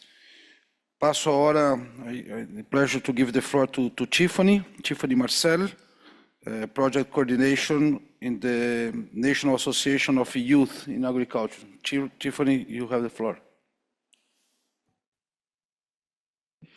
Hi, everyone. I know time is winding down, but this has been a very exciting conference for me. I would like to thank FAO for the opportunity to be here, but I would also like to thank every individual who's here and who has inspired me to take home stories, and effective stories at that of changes that have been made across the world. For example, in the presentation given by our friend from Sierra Leone, we have an extension unit that saw a gap within their farming industry and not only made their farmers better producers, but gave them the opportunity to be effective and to be competitors in a market. We have individuals from the Asian region who saw that there was a limited engagement with young people within the agricultural sector and found a way to make agriculture exciting again by creating the Agricultural Olympics, where students have unlimited fun and can see how agriculture is such an effective and beautiful thing and inspire them to continue within the agricultural sector. We have an individual from my own region in an island that's an hour away from mine, where we have a group of women who saw that they were underappreciated and they advocated for themselves, and they are now in a space where they're able to provide even more for their families. We have organizations like Copra Farm and La Via Campesina who always advocate for rural farmers and smallholder farmers, which we know contribute to almost 80% of the food that countries need. And then also these organizations never shy away from shedding light on the issues that the young people in their organizations are having and always give them a platform to speak. With that, through the conversations that we've been having, there's one thing that keeps popping up in a lot of the conversations that we're having, and it's the word new. So someone will say, well, this was the name of something, but this is the new name of it. So what that shows to me is that there's nothing that's really new under the sun. A lot of the times we take issues and we repackage them and we give them scientific names or fancy names. But a lot of the issues that young people are facing currently are the issues that all farmers are experiencing, are issues that have been experienced for a very long time. And so with that, I want to present a toolkit that we have been working on. So 2 days prior to the Global Forum, young people from different regions, they met and we had a discussion about a toolkit that's being developed. The toolkit being developed looks at three areas that have come up a lot during this conference. So in the first part of the toolkit, we're going to look at policy mapping and policy advocating. So if you know the policies that exist within your region, or you know that the policies that have the possibility of existing, you can take those policies and you can advocate for yourself to your governments, to your community leaders, and say, this is exactly what we need. This has been done here. It can be replicated in other areas, and we need that. The second component of the toolkit will look at knowledge sharing. So whether that be creating schools, how can this be replicated, giving talks, creating panel discussions, how can these things be recreated, and then how can we document them and put them into a knowledge database where it can be shared with young individuals who can see it across regions. And then finally, the final part of the toolkit will look at your stories, the stories of young people. So the story of the pastoralist and the things that have been incredible for you, and what we can have other pastoralists, recreate so that they can ensure that they continue within the sector. The stories of women, the stories of young people. Those stories are the stories that we need to be advocated, to be encouraged to continue within the agricultural sector.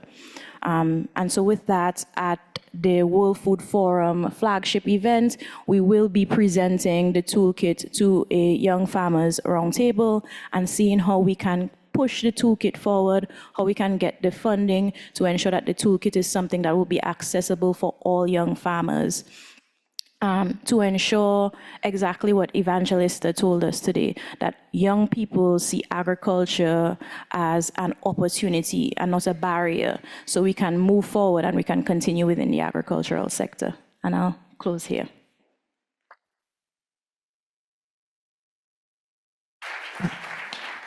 Many thanks, Tiffany, for your reflections. Oh, it was really good discussions we had these days around the youth. So now let me give the floor to Guilherme, de la División de Asociaciones, y quizás una de las personas que más expresa essa capacidade que temos entre colegas de partnership, de hacer associação. Assim que me dá muito gusto sempre trabalhar contigo, Guilherme, e o equipo. Tienes tú a palavra. Gracias, Luis. Muy fácil trabajar contigo. So thanks a lot. I think we're getting to the end of 4 days in a row, considering also the exchange between Latin America and Europe and Central Asia. And we keep the audience. Thanks so much for your time, for being with us. I think those moments are also great opportunities for us to take stock and to get, let's say, reprioritize, identify priorities to adjust our plans. So I'll bring to you some of the areas we are considering to advance, and I think also linking to some of the ideas that you brought during these days. So first of all, to inform you that, as Ron mentioned, the decade has a monitoring system, and we just prepared the third report of the Secretary General of the United Nations that will be now presented and discussed in the second Committee on Agriculture of the UNJ, and this is tentatively scheduled to take place on the 15th of October, possibly, depending on the articulations, the negotiations, leading to a new resolution related to the UNDFF. FAO and IFAD in New York are exploring this possibility with countries, and let's see the decisions that will be taken. It's a, as Ron mentioned, very tough assembly this year with many topics that are being discussed, if you are following all the speeches from the heads of state. So let's see, you know, it's not exactly the best moment maybe to have it. And I would like to also connect with some of the colleagues, initiatives that were brought, the International Year of Women Farmers. In our last steering committee, we had a big discussion about it, and it's unanimously agreed by all the members that this will be a big priority for the decade next year. So we've been already working a lot with TACO, with Lauren's team on this. We have some knowledge products to finalize, to be launched next year that we've been developing with ESP, a training manual on gender integration in public policies for family farming, a toolkit for gender mainstreaming in the national action plans. We are planning also some technical training seminars on these topics. Would like to reflect on some of the points that we got here as well. So the topic on characterization, definition, data. No? I think this is a very important issue that is coming out every time. As Luisa mentioned and as discussed, we cannot have an international definition of family farming because they are so heterogeneous that would be counterproductive. So what we do is we base our knowledge or analysis on the national definitions, how countries define which are the main aspects that are considered. Some regions, you have a big sample of national definitions to analyze. In other regions, you have less national definitions, but this is an area that we would like to advance, and we are trying to have a work developed together with the team, FAO team on agricultural census, to develop a tool, a guide for the countries on how to identify family farming aspects into the national census, because they are there already in the key indicators that FAO proposed. So it's basically how you tag it, how you plan previously some of the indicators in order to be able then to have this information. And some other products that we are discussing. Let's see if it can be done in the future. In relation to Adriano's point on the Global Alliance, this is a very important aspect, and I think it was a great opportunity for this work with family farming. To have an initiative like this, giving a clear priority to family farming as proved policies that bring results against hunger and against poverty. Okay, so this is explicitly, it's part of the policy basket, as Adriano mentioned. And of course, we don't have the means to promote and support each and every country to develop the policies they need at scale. No? Look how many topics we discussed during these few days. No? The demands are huge. We have so many areas to advance. We don't have the resources as the FAO unit or the Decade Secretariat to promote. So it's what we've been trying to do is connecting with these initiatives, the countries that are willing to further develop their public policies. No?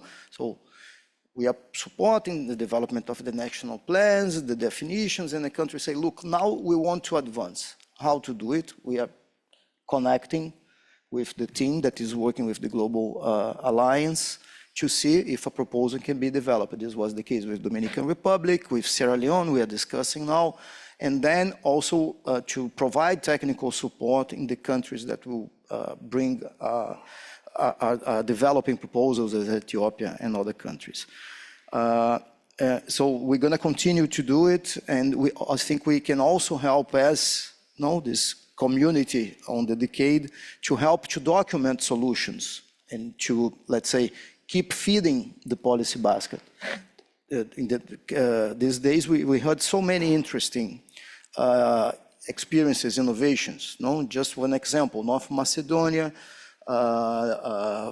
credit scheme with very low interest rate, with a national fund that replace the collaterals that are requested by the banks. This is exactly the kind of interesting things that can be brought into the policy basket and that we can help to document.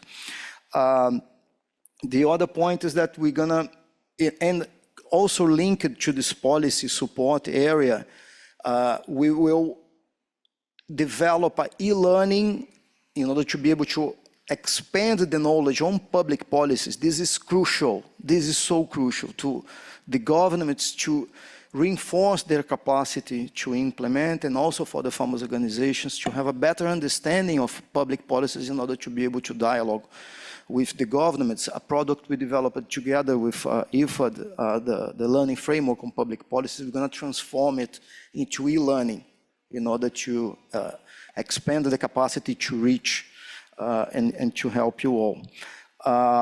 And we want to keep doing this kind of activities. So this would be, let's say, priority for the next year. You are always asking more moments to engage, to dialogue, to discuss, maybe focus on some more specific topics.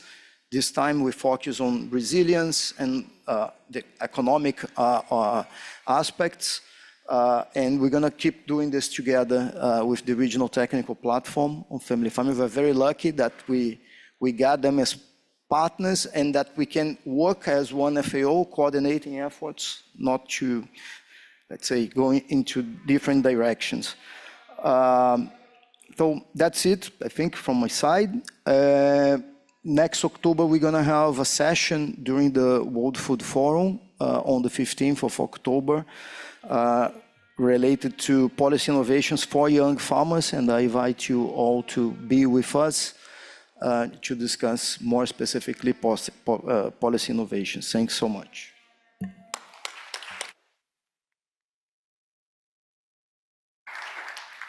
Thanks, Guilherme. And I must pleasure to invite Mrs. Fatuma Said for the final close of our work here. Fatuma is the Deputy Director of the Division of Partnerships in FAO.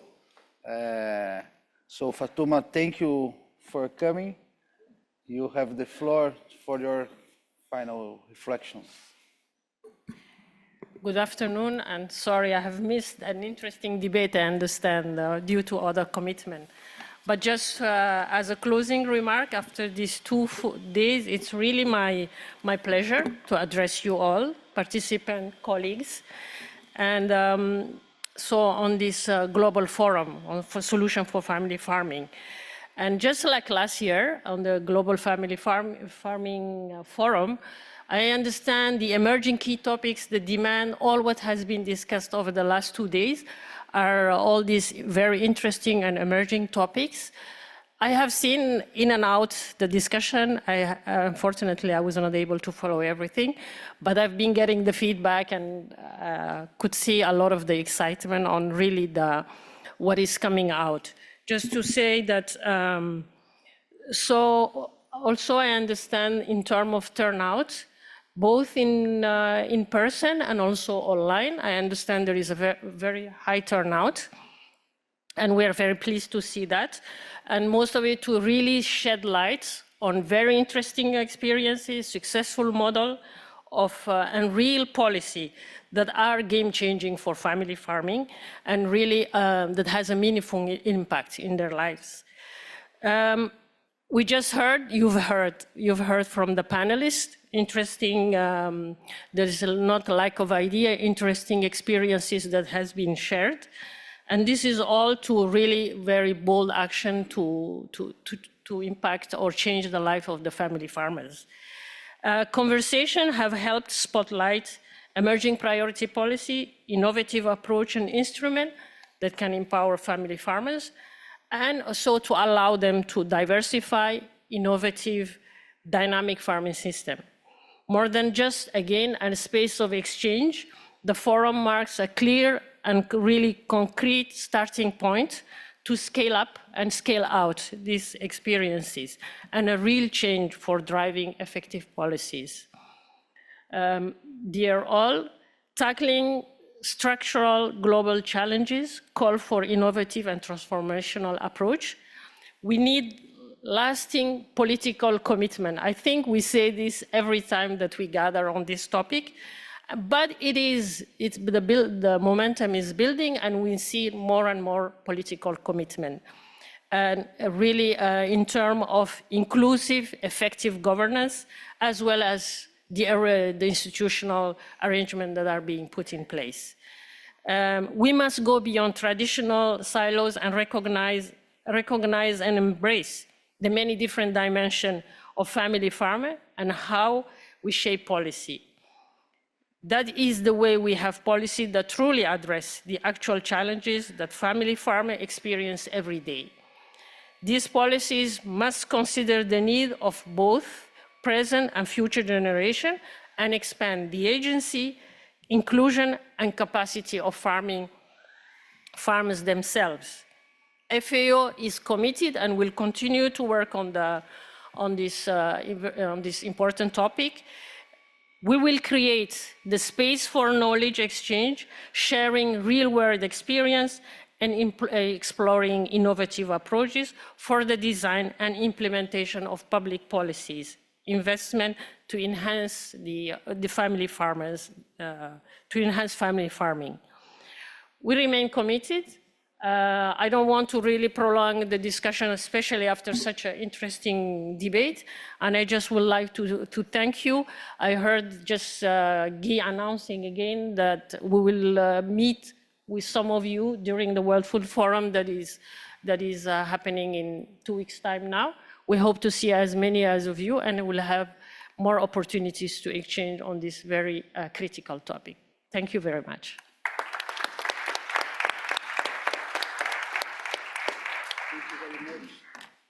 Thank you so much for these closing remarks, Fatuma.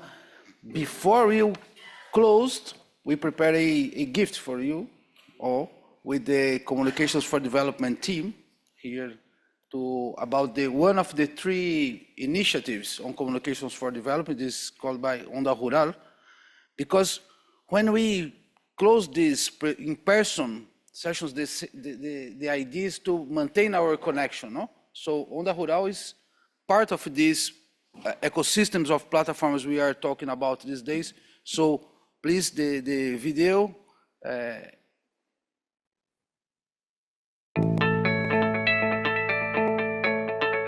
La agricultura familiar es un sector clave para lograr la erradicación del hambre y el cambio hacia sistemas agrícolas sostenibles en América Latina, el Caribe y el mundo. Las y los agricultores familiares son un pilar de la seguridad alimentaria y actores protagónicos para lograr un futuro sin hambre. En la región, 60 millones de personas que forman parte de grupos de agricultores familiares cubren el 80% del trabajo de este sector, convirtiéndose en la principal fuente de empleo agrícola y rural. Todos los días se produce información sobre agricultura familiar, cambio climático, políticas públicas, innovación tecnológica, alimentación y comunicación rural. Sin embargo, esa información está dispersa, toma tiempo ubicarla y muchas veces está descontextualizada.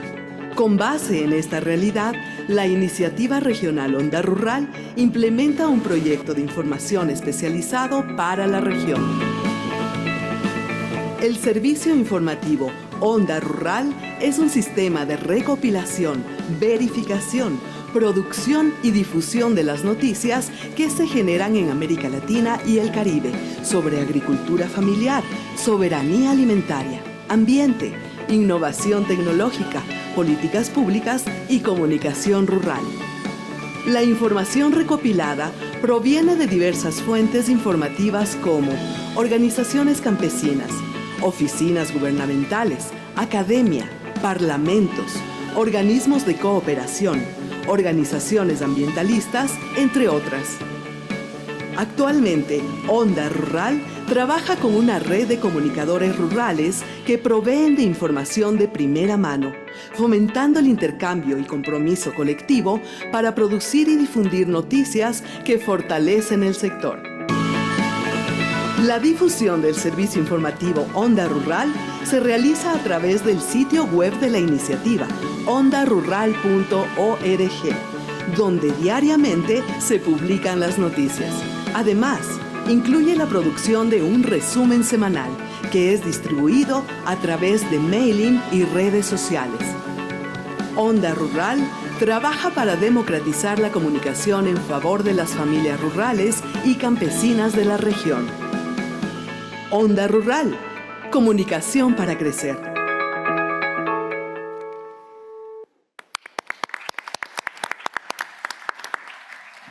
So, thank you for the colleagues from the panel. Thanks for joining us. And thank you for all of you to be here with us this day. Gracias a todas y todos por venir acá con esses dias, por el compromisso com a implementação da agenda da década. Que tenham todos um bom retorno e que sigamos acá trabalhando juntos nesse mesmo espírito de colaboração. Gracias.